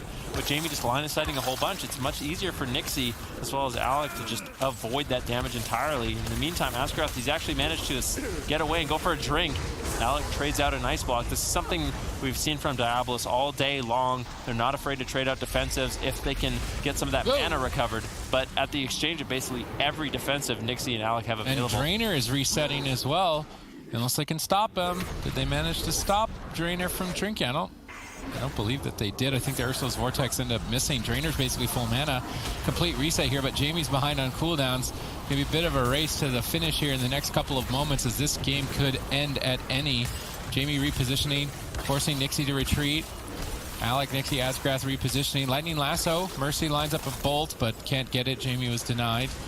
Now, though, Alec out in the open, feared into Chaos Bolt. Good setup by Mercy. 2 Chaos Bolts in a row. It's going to be quite a bit of damage. Alec blinks around the corner. Nixie is still exposed. Zizon look like they want to push and maybe get aggressive here. Mortal Coil on Asgrath. I don't really like that timing. I think that should have been used to disrupt damage. He uses it to set up crowd control and the healer instead, but they don't get any cooldowns off the back end of it. Now they won't have that to save Jamie potentially in the future. Yep, and this is 32% dampening. Jamie's going to be in a lot of trouble. Drainer trinkets out, uses the Iron Bark. After those cooldowns fade, look, Nixie, Vendetta, Alec, Icy Veins. Drainer has nothing to trade with those cooldowns. It's going to be up to Jamie with that Astral Shift to stay alive. Might have to cut away with Demonic Gateway as well, but things are looking really good here in game number 2 for Diabolus. If they can just hold on a little bit longer, get one clean setup, I think Jamie's going to easily fall. Yeah, Diabolus looking like they're going to be able to set up match points on what we think is Zizon's best map pick. Crowd control initiated. Chain does not get dropped, and Jamie's in trouble. Vendetta is popped. He grounding totems one Gladiator's Maledict. He astral shifts the Vendetta, but another Gladiator's Maledict is incoming. Drainer gets out of crowd control just in the nick of time, connecting a big heal towards the end of that astral shift. Now Infernals have landed. Mercy is going to be doing a lot of damage. He has an opportunity to carry the team. He has an opportunity to keep them alive in the lower bracket. One big Chaos Bolt. Fear gets blink line-sided by Alec, but Nixie is still low. Asgrath is struggling at 38% dampening to heal 2 members of the team. Double stun. Alec respects it. Ice blocking immediately. Mercy sets up a Fear. Potentially a game-winning Chaos Bolt. Cloak of Shadows at the last second. Asgrath jumps in, but he runs into a Fear. Runs into another. 2 members are still low. Do they have any more crowd control for Asgrath? They may not even need it. They're in desperate. They're in dire straits to kill Jamie. They stun lock him. They drop the smoke bomb, but Drainer's in position to more than easily recover. Momentum is now swinging heavily in favor of Zizon. This Chaos Bolt could be the game winner. Alec blinks out of line sight, but it's not enough. Drainer jumps in for the final blow, and Zizon throw that strategy completely in their favor. And you're not going for Jamie? No. You're going for Diabolus? Yes. Why? Because I They're like the bad them. guys. That was very assertive. I like that. Yeah, because I like them. And But they're the bad guys. Twitch chat voted against them, so I want to prove them all wrong. I want them to prove them all wrong. That's what I want. You just don't want the little guy to just keeping the little guy down. Jamie's having a tough time. All of his points gone on his new roster. Has to make it to LAN, and you just want them to win, so Twitch chat is wrong? Yes. I mean, when you put it that way, I definitely want them to win. All right. We'll have to see how it goes. Alec getting interrupted. And we saw in game number 1, Diabolus, they played kind of a stall-based tactic, where they were just using the pillars to line of sight. And then later on in the game is when they really committed their offense onto Jamie and eventually took him down, where Drainer really just couldn't keep him alive any longer. On Runes of Lordaeron, it was a little bit different, much more wide open space. Wasn't as easy for Alec and Nixie to run away in line of sight, so Zizon was able to get a lot of consistent damage off, a lot of pressure off in game number 2. We'll have to see what the story of game number 3 really is. All right, big damage on Alec here with no Iron Bark, but Nixie's there to save him. Mercy gets polymorphed away, so the 2 damage dealers unable to attack means that Alec is A-OK. Drainer getting crowd controlled right now by Asgarath. Jamie still the target. Mercy saving him with fears on Alec. Equally good defense here in terms of crowd control from both sides. Asgarath trying to continue some crowd control on Mercy, but now that it's over, Zizon have an opportunity to counterattack. Chaos Bolt on Lightning Lasso. Good combo. Could be an ice block. Ooh, Alec blinks through Mercy, interrupting the Chaos Bolt. Nicely done there by Alec. Yeah, very nicely done. Good positioning, good shimmers to avoid a lot of that incoming damage from the Destruction Warlock. Now Jamie under fire, taking a little bit of pressure. Does get recovered quite easily. And Asgrath actually going for some early drinks in this matchup. Does get shut down by Jamie, but the damage is already done. Asgrath completely recovered his mana. Lightning, the Stormkeeper going to be cast out by Jamie as he's looking to get aggressive, looking to get some damage rolling. Who's it going to go on? What is Mercy going to do? He has the Infernals, he has the Dark Soul. Is he going to commit it? There's a full sap on Drainer. Jamie gateways across the map, but Nixie's all over him. Are they going to be able to force out the Astral Shift? I'm not exactly sure. Drainer now caught into a bash. Good crowd control from Asgrath. There's a Cyclone. Jamie could just fall. Drainer way under responding to the situation. Jamie now using the Hellstone. Still in a lot of trouble. Kleptomania comes in, but line of sight. Drainer finally out of CC with the Iron Bark. That's enough to keep him alive, but at what cost? I mean, it cost them all of their defensive cooldowns. Mercy's trying to counter-engage with the Infernals, or at least scare them away, but they can just run and avoid these and then push back in. I feel like it's curtains for Jamie in the next 20 seconds with good cross-crowd control. They actually get Nixie left behind. They stop the Chaos Bolt. It's all about stopping Chaos Bolt here during Dark Soul. Drainer jumping in. If he can stun Alec, doesn't look like he can. Demonic Gateway for Mercy to cross the map to Alec here, I think maybe. Chaos Bolt off the Fear. Oh, actually onto Alec. Big hit. That's going to take away the entire shield that he built up on that ice barrier. Ursul's Vortex holding them back behind the pillar. Nice hibernate, although unfortunately inside of Blizzard, so Trainer will break out of its crowd controlling effect. Nixie and Alec both at about half. What's the mana situation like here?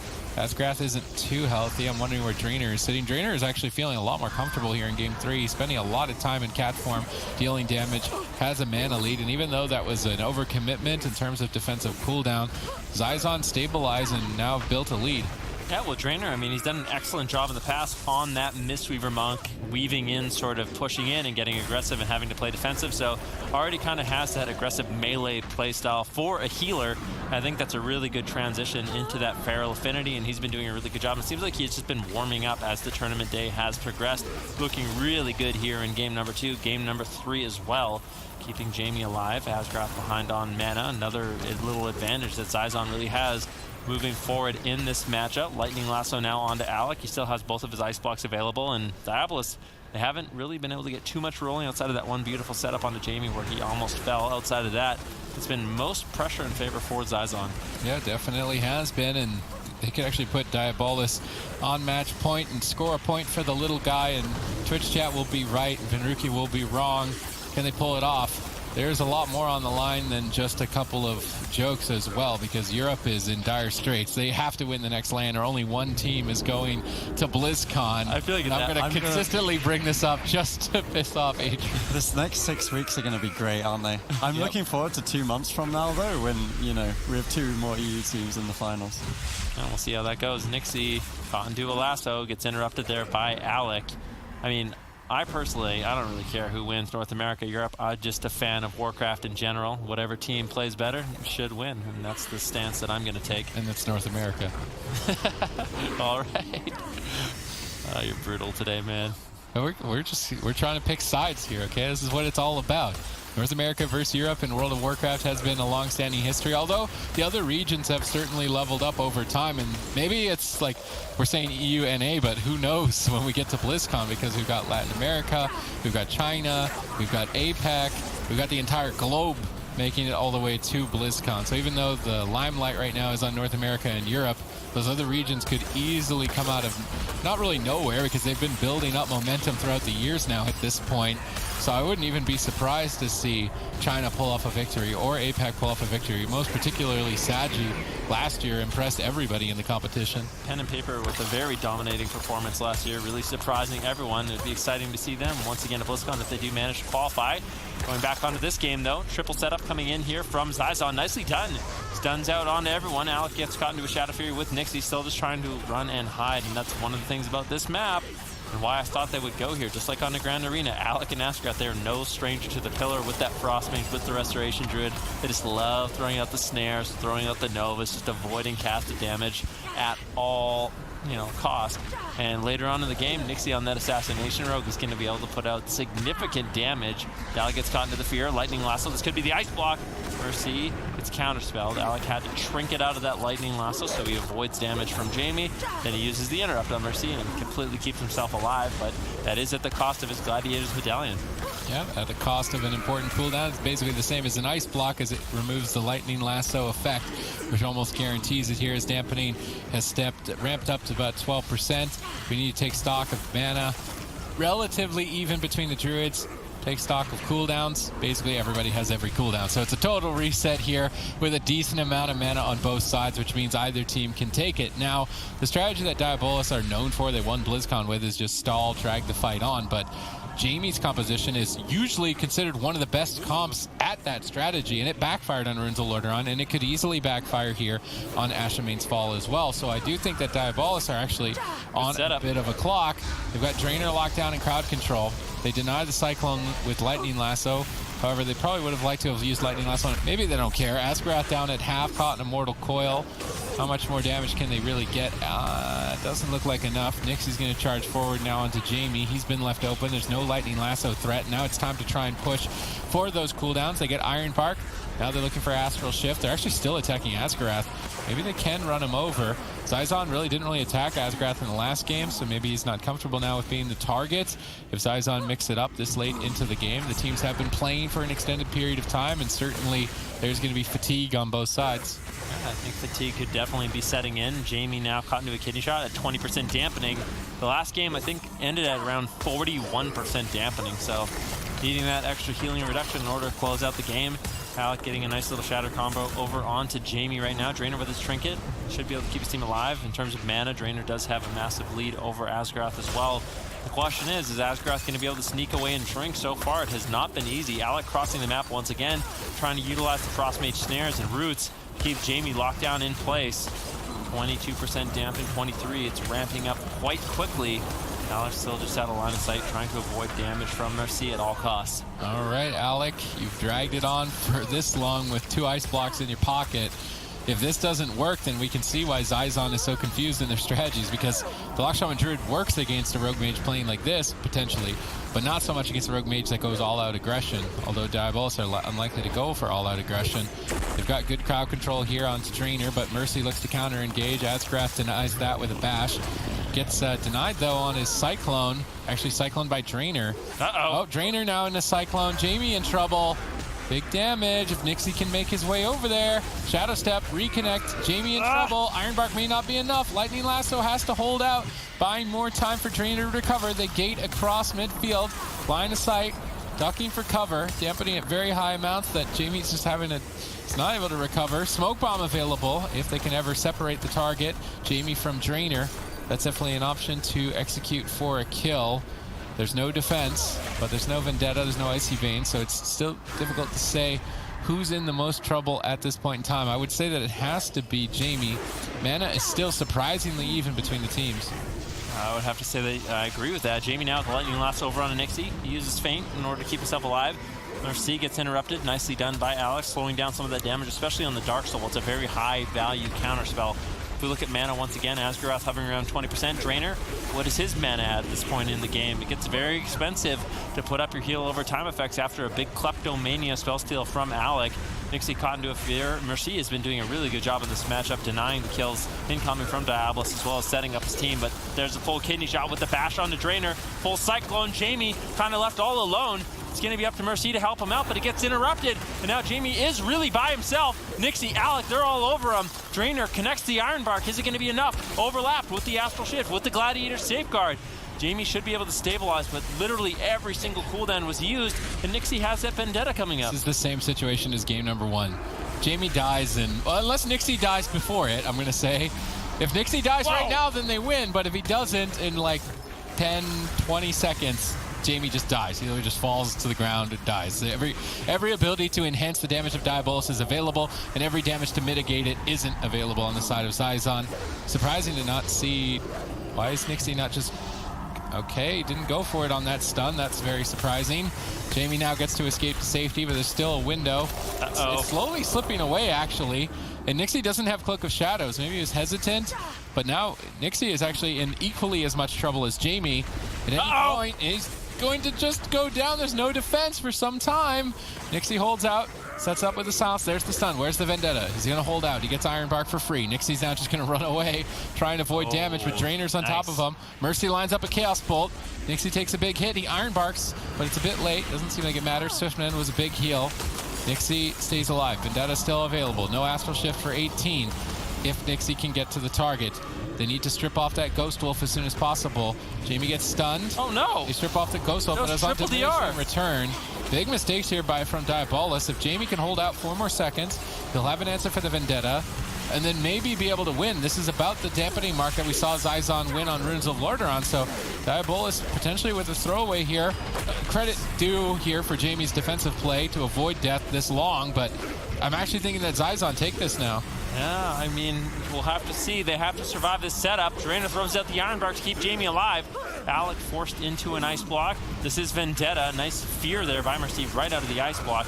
Alec now pushing forward. They want to get the damage rolling. Asgrath's completely out of mana, and Diabolus may have ran out of time at 46% dampening. I just don't see how they can recover in this situation. The only thing they have going for them is a strong single target damage over onto Jamie, but I don't think they have enough health to continue the pursuit. Jamie's just going to be able to use Ghost Wolf, run away, gets the Lightning Lasso over on Alex. This could be the second Ice Block. Now, truly, there's nothing left for Diabolus. Oh, they interrupt the demonic gateway that Mercy wanted to use to stop the drink, but Asgrath didn't get any mana. His entire team is dead, and this is the power of the Warlock, Shaman, Druid. If they make it deep into Dampening, your entire team is simply just DEAD dead, and Asgrath has nothing. Drainer is walking all over him. He's doing what he can to somehow pull off a miracle. Perhaps a miracle. Way. Perhaps a miracle, despite facing death right here. Way. They pull it off. They take down Jamie, but they could fall if Mercy connects a Chaos Bolt. He goes for the fear. He gets interrupted, gets silenced on the follow-up. Asgrath is channeling Tranquility. I don't think that Diabolus can really believe it. They were at death's door. Somehow hold out. I mean, they're still playing it because Drainer is at Feral Affinity, the extra damage, and Asgrath has no mana. Maybe this goes down to a 2 versus 2. It could. Nixie Easily. in a bit of trouble. Nixie. Mortal Cold, Chaos Bolt. No Chaos Bolt? No Soul Shards? Mercy's now Polymer. Drainer's going to solo Nixie. I actually think maybe Drainer solos Nixie. There's no ice blocks either. Asgrath's still healing with nothing. Drainer is still just charging forward to try and at least pull something off here against Diabolus, but their health is stabilizing. Mercy just can't get in line of sight. Dark Souls popped. If he can get a Chaos Bolt, everyone's around the corner. Drainer's just low on health, trying to make it to a target. Demonic Gateways across. I still don't want to call it just yet because I feel like there's somehow some potential to get a kill. Just one Chaos Bolt. And Mercy's been shut down forever on it though, so maybe not. This was beautiful denial on the Warlock by Diabolus. This definitely could have been a cross kill, but I think Drainer is going to be falling here shortly at 60% Dampening. Yeah, that's it. Diabolus, they're going to close it out. Hard fought battle. Actually unbelievable that they turned it around in those final seconds. I mean, you said during that, or at the end of that game, It's just that's the facts of the situation. Last year you were hanging true. out at Mimpoike, now you're hanging out at Jamie. You're just cruel, Sid. Yeah. I'm only cruel, not unusual. Okay. I was saying you were cruel. Just making sure. Okay. Throwing out a little straw man right now. Nixie moving in, getting a sap onto Mercy. What are they going to do early on? Stun onto Nixie, stun onto Alec. Good denial here from Zizon early on. Really shutting down that Rogue Mage Druid opener. All right, good shutdown by Zizon. Very important against the Rogue Mage. No significant openings now as a result. Drainer spending a lot more time in cat form, which is a bit of a bold statement considering he's on match point, and if even one error is made, his team could lose. So, but at the same time, he has to take those risks. He needs to add damage to the team if he wants to find victory. Asgrath is actually already sitting down and drinking, even though he's at 99% mana. Wants to make sure any opportunity he can to regenerate, he takes. Which, I mean, is smart, considering this matchup is likely to take a substantial amount of time. So min-maxing your drinks, min-maxing your mana regeneration is an important quality to make sure you don't forget. And don't forget to recover your mana when the opportunity rises. Nixie eating 2 Chaos Bolts here. Lightning Lasso out of the bash. Nixie gets recovered quite quickly. There's Drainer into a kitty shot. Are they going to be able to get some damage rolling on him? This could be something that Diabolus decides to do. Go after Drainer on the early stages of the game. Jamie's really durable, difficult to take down without the added effects of Dampening. So making those healer swaps, if you have Asgrath loaded up with that Feral Affinity damage, it might be something you can take advantage of in a situation like this. Yeah, both these teams need a good finish, as in the summer season, your points completely reset. They effectively start at 0 for the summer season to qualify, so this is a good opportunity to earn some big points early on.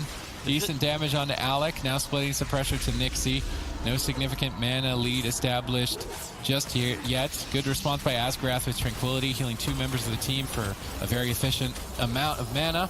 Drainer blinded, actually sitting through it. I mean, this is not standard for a healer to usually sit through a blind, but he sees that Vendetta hasn't been committed, so maybe he's wondering if they'll switch to him if he trinkets, but the longer he waits overall, the more they fall behind. Maybe they just throw the series away. Jamie's stun locked in Smoke Bomb. Trinkets gets out. You just fall. Jamie's still getting low. Road comes in. A lot of the healing being absorbed. That's Iron Bark. Astral Shift. Cyclone on Drainer. He trinkets out. No longer is he going to have Trinket available for blind if it does rotate back up, but Jamie's still in a lot of trouble. He's trying to run. Alec uses Icy Veins. Can they find the damage to take him down? Drainer finally connecting some heals, but that was a massively greedy play by Drainer that could end up costing them this series. Kleptomania on the overgrowth. Jamie doesn't have hots. Drainer connects a Swift Minute. I guess that's enough. Nixie's now stunned up. Stormkeeper on to Alec. Mercy's ramped up. He's got big Chaos Bolts. Who's Mercy going to go after? Polymorph for 1 second. He could get a big hit here. Alec Frostnovas him and line of sights him. Perfect defensive play there by Alec, and Asgrath avoiding the Warlock during his scariest moment of the match.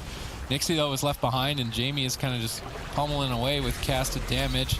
Nixie bursted. No Cloak of Shadows. Maybe needs to be hesitant. Doesn't look like he cares. Charging forward over onto Jamie to create more pressure. You get Iron Bark in this exchange. Druid still equal on mana.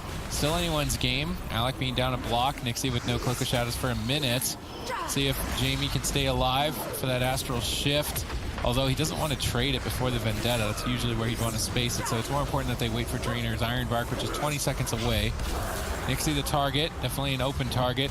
He has no Cloak of Shadows. Actually attacking Azkarath. He's got no Gladiator's Medallion. A bit of a disrespect here. Mercy goes for an all-in. Maybe they find a kill off the back of this aggressive stance. They do. Oh! They take it. They go all in. They disrespect it. And Zizon are going to take it, taking us to Game 5. Talk about... I think the only thing that changes is that NA is finally winning a few tournaments. Don't take away my confidence. Yeah, well, hopefully Jamie isn't upset with me. If he wins, then he won't be. But if he loses... See, I do it fairly. It's all fact-based. Well, I mean, I feel like at the beginning of the series, you were all about Jamie. You were all about the hometown hero, the underdog story. And now you sort of changed your tune as the series has progressed. But one thing's for sure is out on everything today. Yep, they've been doing it good. Someone has to call you out. You're out of control.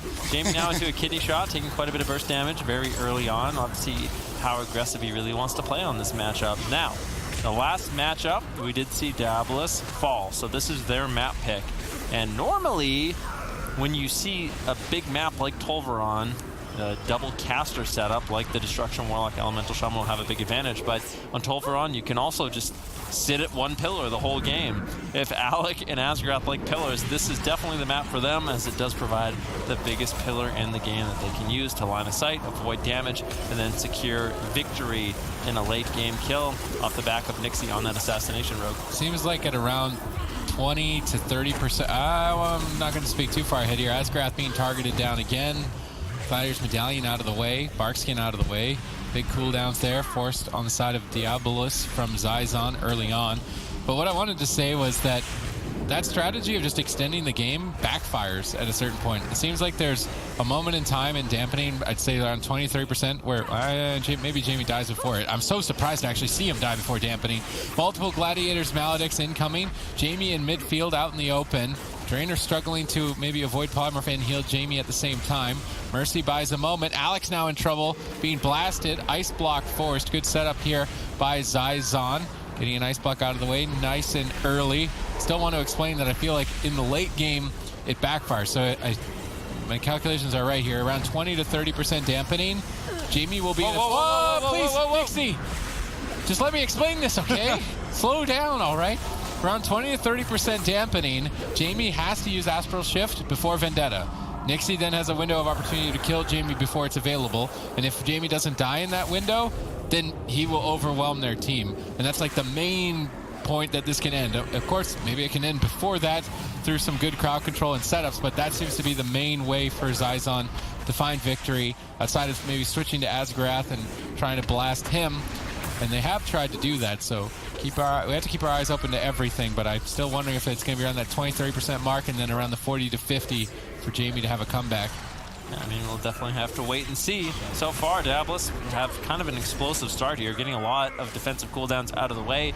And Drainer I think he'll be able to take down Asgrath in a big setup. Mercy not really committing too much. Does manage to find one Chaos Bolt. Asgrath in some trouble. There's two.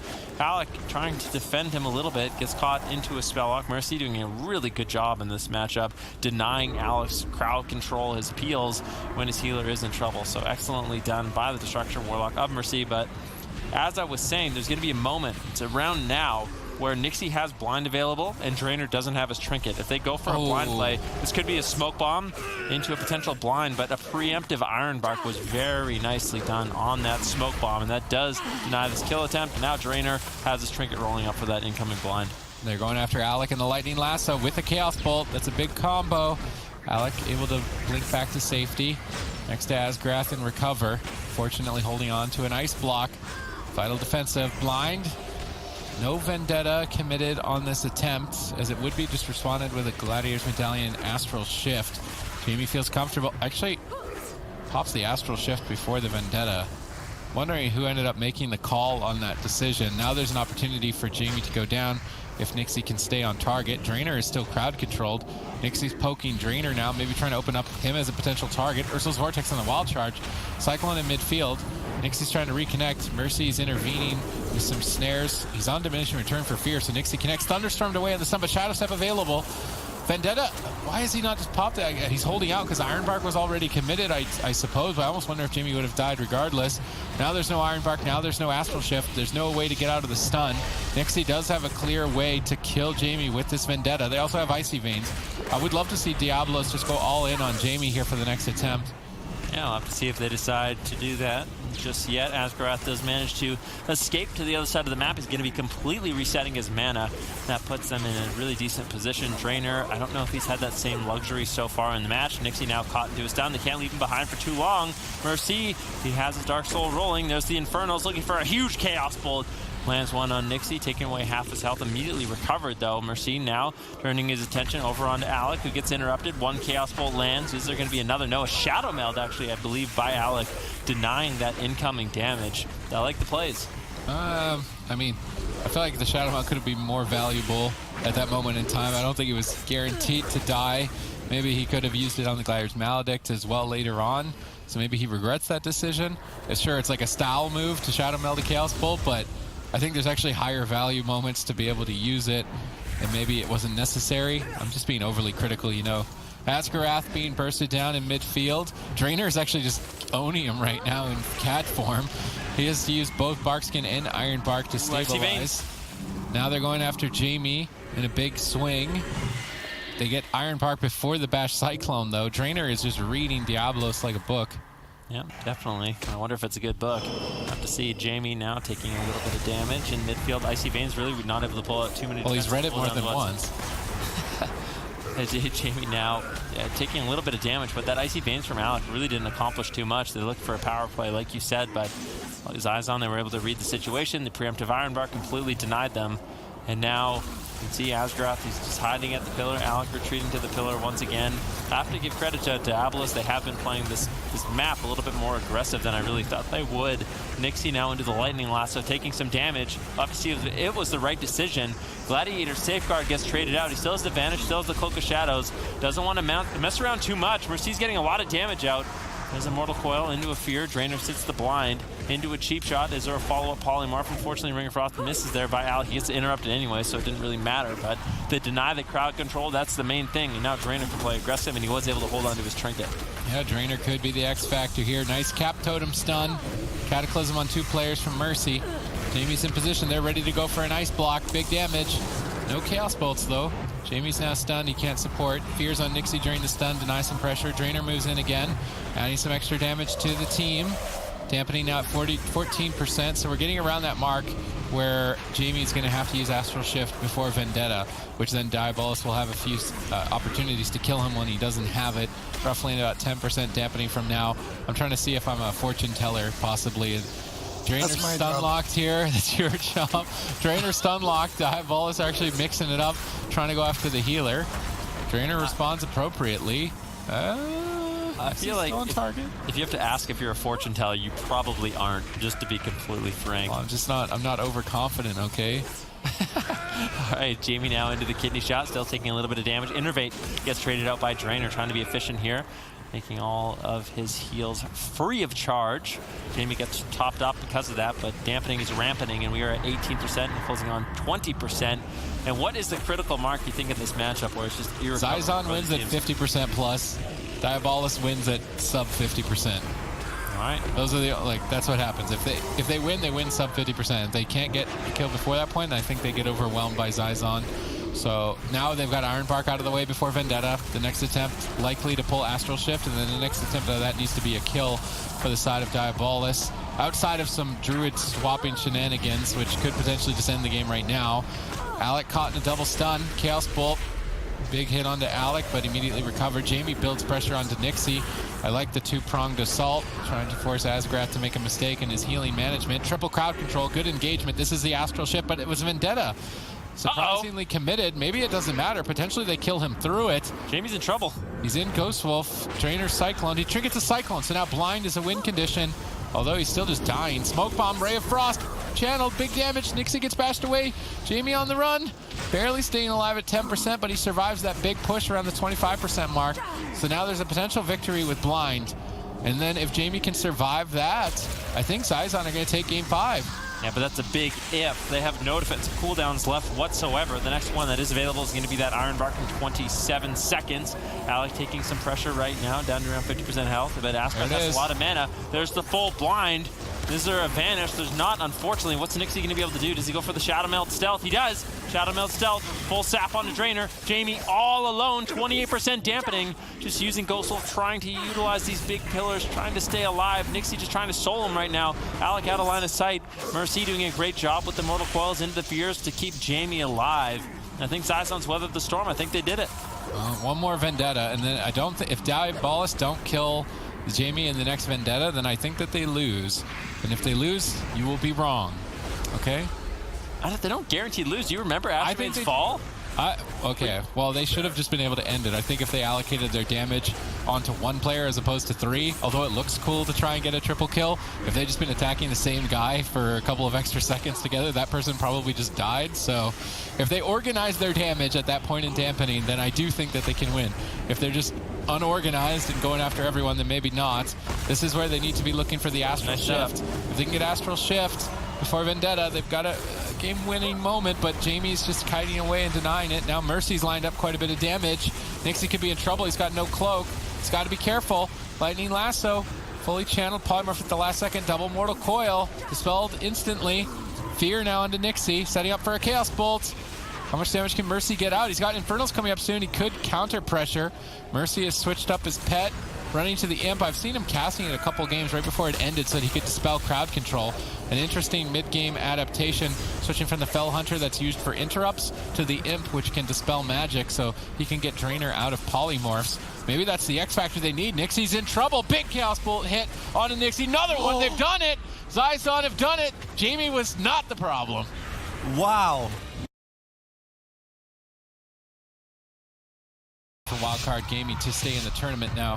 I would say it's important for either team to win this because Wildcard Gaming have a good shot at overthrowing Method Black for top point earners and getting a spot at BlizzCon that way. So if they lose here, they basically lose any opportunity to catch up unless Method Black just go on a huge slump, which I think is probably never going to happen. But Choccy Milk Men as well, their only hope of really qualifying is to get first place at the LAN. So BlizzCon is effectively on the line in this series in the lower bracket, just in the first cup. Yeah. Blizzo, Looney used Transcendence very early on, a very aggressive push here by Choccy Milk Men. They haven't really committed too much of their offense yet. It's a decent crowd control chain, but mostly just negated by the Transcendence. Now Gelu in a little bit of trouble as he used some of his Shimmers to move in. Hot Asphyxiate stun. That's going to be an Iron Bar coming in from Clyde to try to deny some of that damage. Icy Veins gets pulled out. This is a touch of death as well. Both teams looking to get very aggressive early on. Looney caught into a blind. Blizzo in some trouble, but he pre-grapple weaponed the kidney shot. Really nicely done there by Blizzo. Beautifully done. Still in trouble. He cannot afford to throw away in the Grand Arena the blind pick. They can't afford it. They stun up Looney during his ability to cast uninterrupted. Denying it for now, but not going for the counterspell. Cyclone at low health, making this even more difficult for Wildcard Gaming to recover. Zeepai has Ratcher snared up in those chains of ice. He's having a hard time making it back to his target. Ring of Peace now really making it difficult. Blizzo tries to reconnect to Gelu. Gelu blinks. Blizzo reconnects. Zeepai stunned away, but then walks into a double leg sweep. Blizzo leading the charge. Gelu respects it, using the Gliders Medallion Temporal Shield, soaking up all this damage. Likely to heal back, but the Gliders Maledict is absorbing some of it. Big attack now on Blizzo. Looney sees it coming. Trades the Life Cocoon to absorb the hits and allow Blizzo to continue his pursuit. Desperately looking for an early ice block, but with Iron Bark available, I think it's unlikely.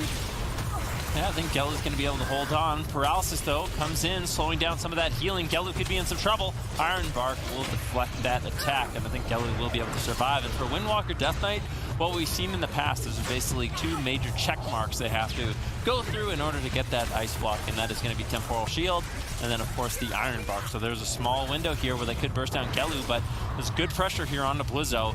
Looney caught into the Polymorph, and that's one of the things about the Mistweaver Monk is they don't have the best ability to defend themselves from incoming crowd control from the Mage and the Restoration Druid, and they can get caught up in these extended crowd control chains.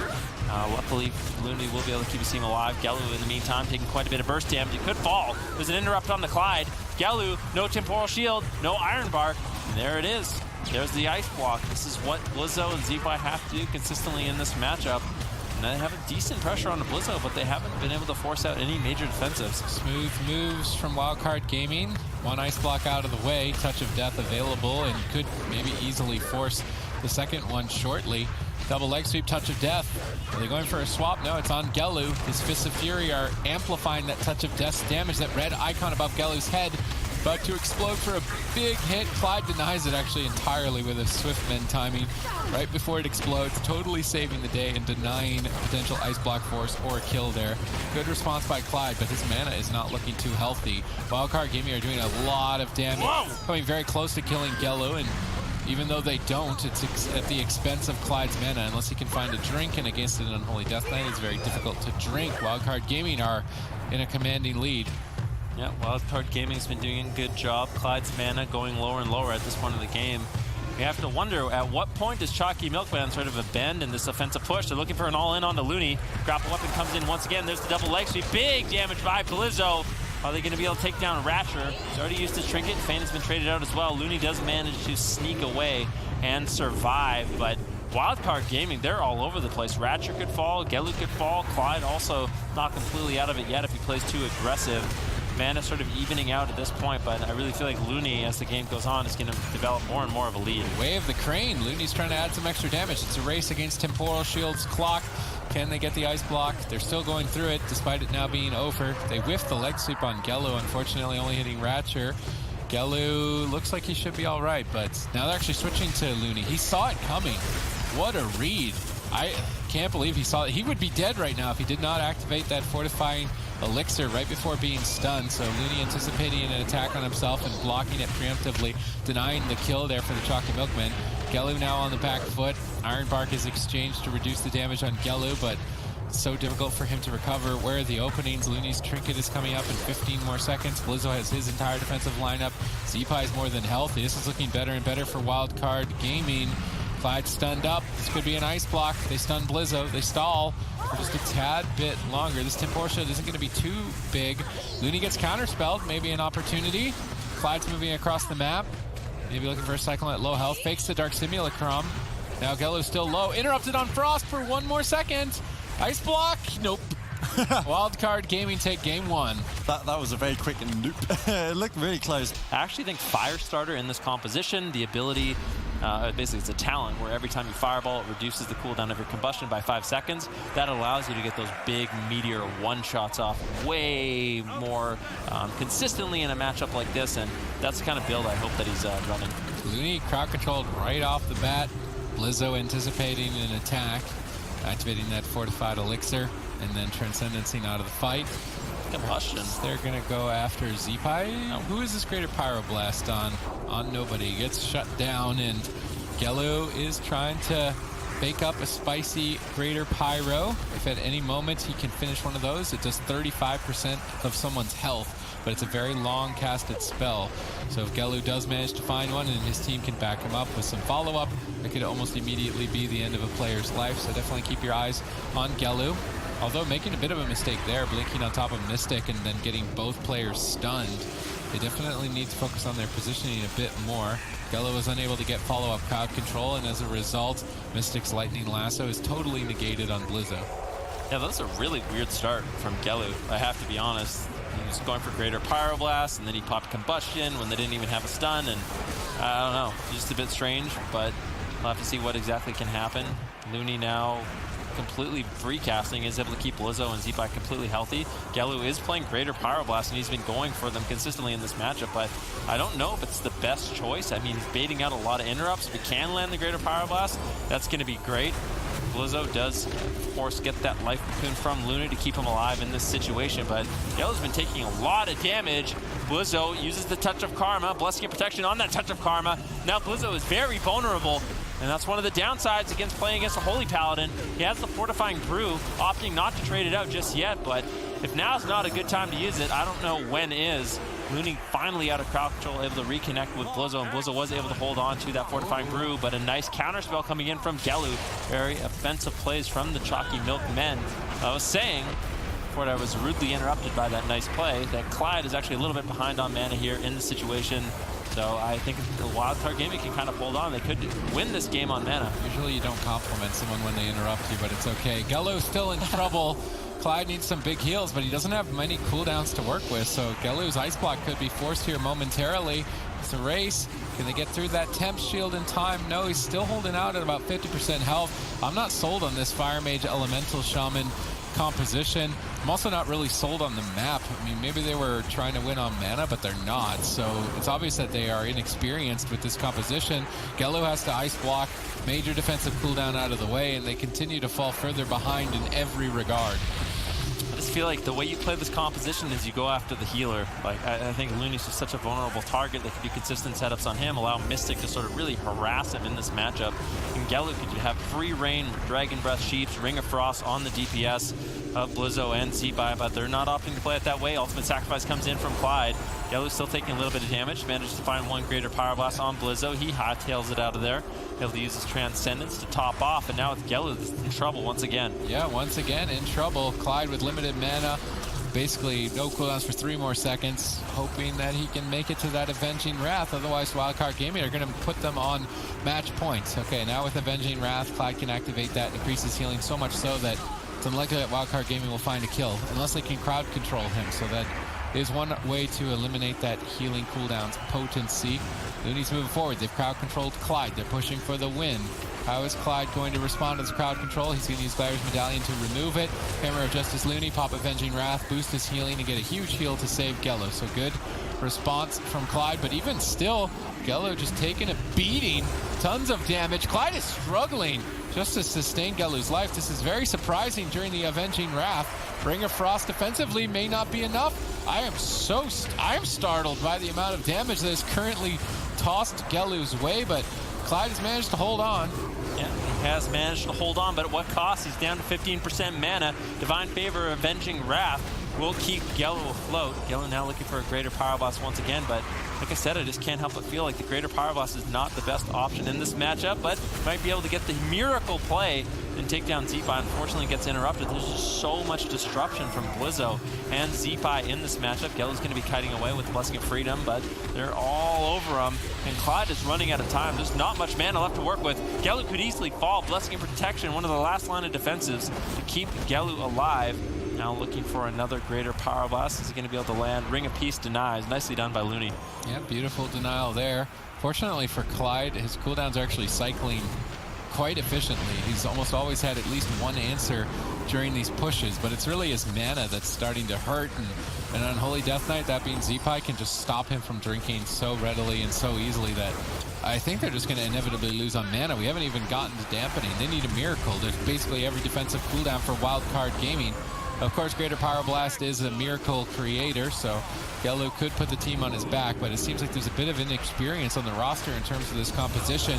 Maybe they're anticipating to win on mana, but they actually lose on mana, and their setups have been kind of, I would say, sloppy at best, really, at this point. They need to try and mix something up here, because at this point, they're just banging their heads against a wall. Yeah, they're definitely not playing it the way I thought they would in this matchup. Gelu under a lot of pressure right now. Does manage to get a Greater Power Blast off. Are they going to get the one-shot kill onto Blizzo? That would have been a disaster.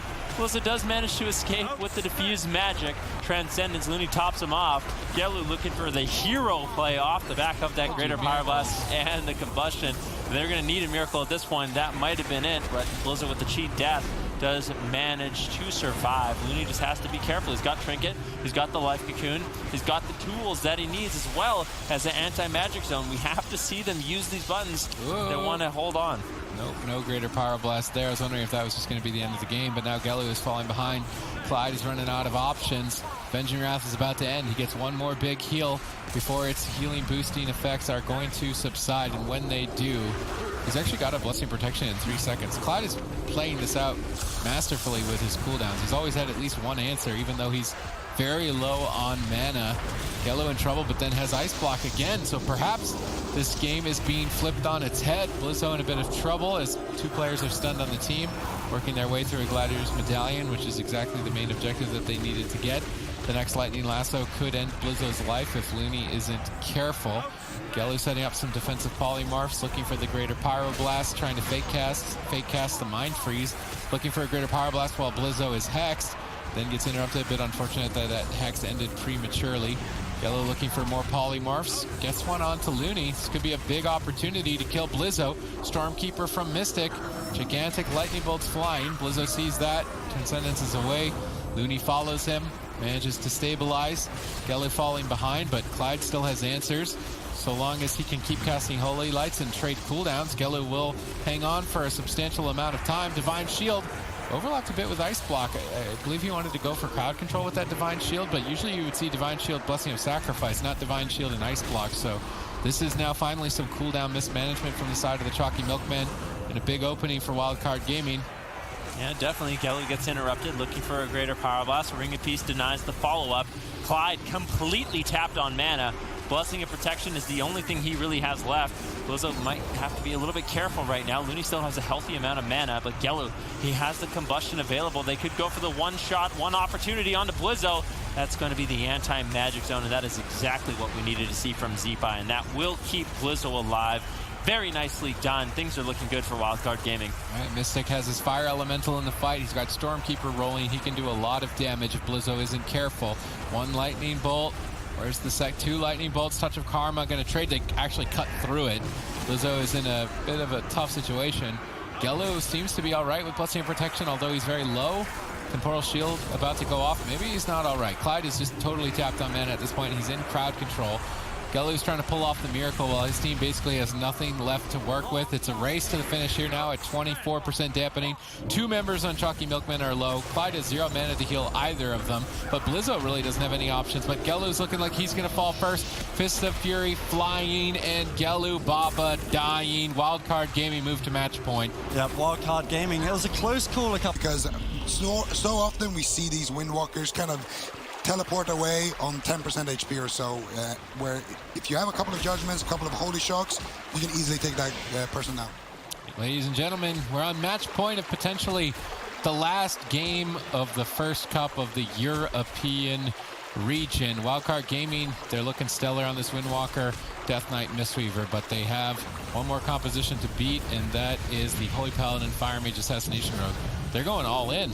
They have popped every aggressive cooldown, Combustion and Vendetta. If they don't even get a touch of Karma here, that is devastating for the Choccy Milk Men. They're pushing for it, but they're not getting it. Ring of Peace protecting Blizzo at the corner of these Dalaran sewer boxes. Maybe the map is going to backfire. Fortunately, though, they can just use Blessing of Protection to remove that touch of Karma, so even though they didn't get it here, they could get it later on and then just remove its effect. Now Blizzo's trying to force some pressure with that Touch of Death, but not able to stay on target. Zeepai is leading the charge, but he's probably more far away. Blizzo is on the run and playing this overly cautious. I don't blame him. I mean, the Choccy Milk Men have blown every cooldown. Just survive for a bit and then go for a push, and you basically got the series in the bag, and that's what they're doing. They're making a push here. Clyde's crowd controlled on his Avenging Wrath. If they can get Ice Block and Avenging Wrath, that's a big deal. Big Holy Light, no stop on it. Nice timing. Clyde then moves in, gets crowd control. Blizzo is at low health. Dragon's Breath on the 2 members. Gelu now being reversed on. Clyde gets interrupted by Zeepai. Clutch interrupt. Goes for another one. Clyde fake casts the second. Ring of Peace protects Blizzo, but they Blessing of Protection off the Touch of Karma. If they can keep Looney out of the fight, Blizzo will be in a lot of trouble. They need to keep this chain going a bit longer. Sap is ended. They've silenced. They have no more follow-up. Life Cocoon available. Unlikely that we see him go down. Blizzo and Looney kiting and avoiding the push. But now there's no real response. Combustion available again. The next push could close this out. Really nicely done by Blizzo. He's doing a great job. He's relocated his port with Looney in this situation, rotating through his defensive cooldowns, not overreacting to the situation. I really like how Wildcard Gaming is playing it so far. Gellu, of course, has this combustion available. It's going to be a lot of damage.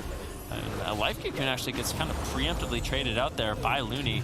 I don't know how much trouble Blizzo was really in. I mean, there's no Vendetta, there's no combustion. Now, that's not going to be a lifeline that they have moving forward. Although Blizzo now, with his Fortifying Brew, with his Diffuse Magic, should be feeling relatively safe. Gellu's the one that's in trouble. Leg sweep over onto Clyde. He's got no trinket. Could be the Ice Walk, and surely it will be. Looney now into a full blind, but Blizzo preemptively reading the situation, using the Fortifying Brew to avoid a lot of this incoming damage, and now it's still Gellu on the back foot. This is where the concern comes in. Choccy Milk Men, their win condition is just winning in the start of the match. What happens when they don't win at the start of the match? Can they keep extending the fight on and win deeper into Dampening? I'm starting to think that it's unlikely. So they're on match point. They didn't win with the aggressive strategy, so now they're kind of just left floundering around, hoping for a miracle to happen. Maybe they can do it. They pop Combustion. Blizzo just immediately going to be using Touch of Karma. I mean, that's a 2-for-1 exchange value on that defensive cooldown with Vendetta and Combustion committed at the same time. And perhaps the Choccy Milkmen are too predictable. We'll have to find out. Blizzo is still low on health, and Looney's now able to reconnect. Ring of Peace prevents the Rogue Ratcher from connecting. Although their double Dragon's Breath, maybe they can do it.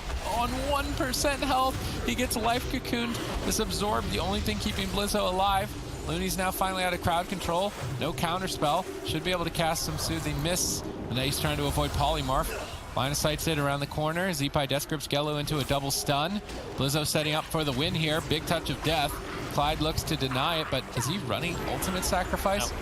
Doesn't look like it, so maybe some potential to still kill Gellu. Clyde moves in desperately to try and close the game out with Hammer of Justice. Gellu is trying to blink in line of sight for Polymorph, but he can't get there. Now he's in trouble. This is still match point for the Choccy Milkmen, and they face elimination. Blizzo a little bit vulnerable here still. Looney with no trinket. I think there's a full blind going to be available. I don't think Looney actually trinketed out of the blind. Clyde now caught into a leg sweep. Gellu retreating back to his Paladin, but Zeepai, Blizzo, they're all over him. Blessing of Freedom should be enough with that Frost Nova to keep Gellu alive just a little bit longer. What is Ratcher going to do? Who's he going after? Blizzo's still the most vulnerable target in this matchup. We have not entered Dampening, and both these teams have been putting out a lot of pressure. Polymorph onto Zeepai. He has the anti-magic zone if they really need it, but Looney in a prime position right now to keep Blizzo alive. Ratcher moving forward. I think he wants to get the blind. If he can get it, there's an interrupt. It would be perfect to get the blind out of that interrupt. That's an extended crowd control chain. Blizzo, he might have to use his Transcendence and escape, but the pressure's just not there. And they actually go for a swap on Looney. Anti-magic zone gets traded out. Looney actually preemptively Life Cocoon Blizzo, which was a bit of a misread there in that situation. Gellu did not commit his combustion, and anti-magic zone was used, as well as Life Cocoon. There's definitely openings here for Choccy Milkmen. Yep, despite not finding their main win condition, which is just killing the opposing team in the first couple of seconds, they are still scrambling together some semblance of opportunity. 10 seconds away for Looney's Gladiator's Medallion. He needs to avoid Ratcher. Ratcher gets Blessing of Freedom. Ring of Peace prevents the reconnect for now. Ratcher Cloak of Shadows to immune the knockback to get the stun, but can't connect. Multiple Gladiators Maledicts incoming. Looney pre-fortified brew this incoming attack, soaking up all the hits, then Transcendencing back to the pillar. Gets counterspelled though by Gellu. If Ratcher can get there, he got Blessing of Freedom again to stay on target. He can silence potentially Looney. He uses that the T to immune the incoming silence and is able to avoid this crowd controlling effect. Then kite across to the opposite side of the map. Choccy Milkmen mixing it up, although Wildcard Gaming have a pretty substantial mana lead at 6% dampening. What kind of cooldowns? Ice Block in 30, but Touch of Death is available now. Wildcard Gaming look to make a push. Zeepai uses anti-magic shield aggressively with that Raise Abomination, pounding away at Gellu, looking for a kill. Clyde lining up some big Holy Lights. He's not got a lot of mana to work with. He can definitely not afford to cast Flash of Light at this point. Ratcher is just running at Looney like a Terminator. Looney Chi torpedoing across the map. Ratcher Shadow stepping over and reconnecting. What answer do they have? Ring of Peace knocks Ratcher to the side, but he's still stun locked. Gellu is still firing in. Looney manages to survive the stun. Where's he going to go? Where's he going to run? He's just still out in midfield.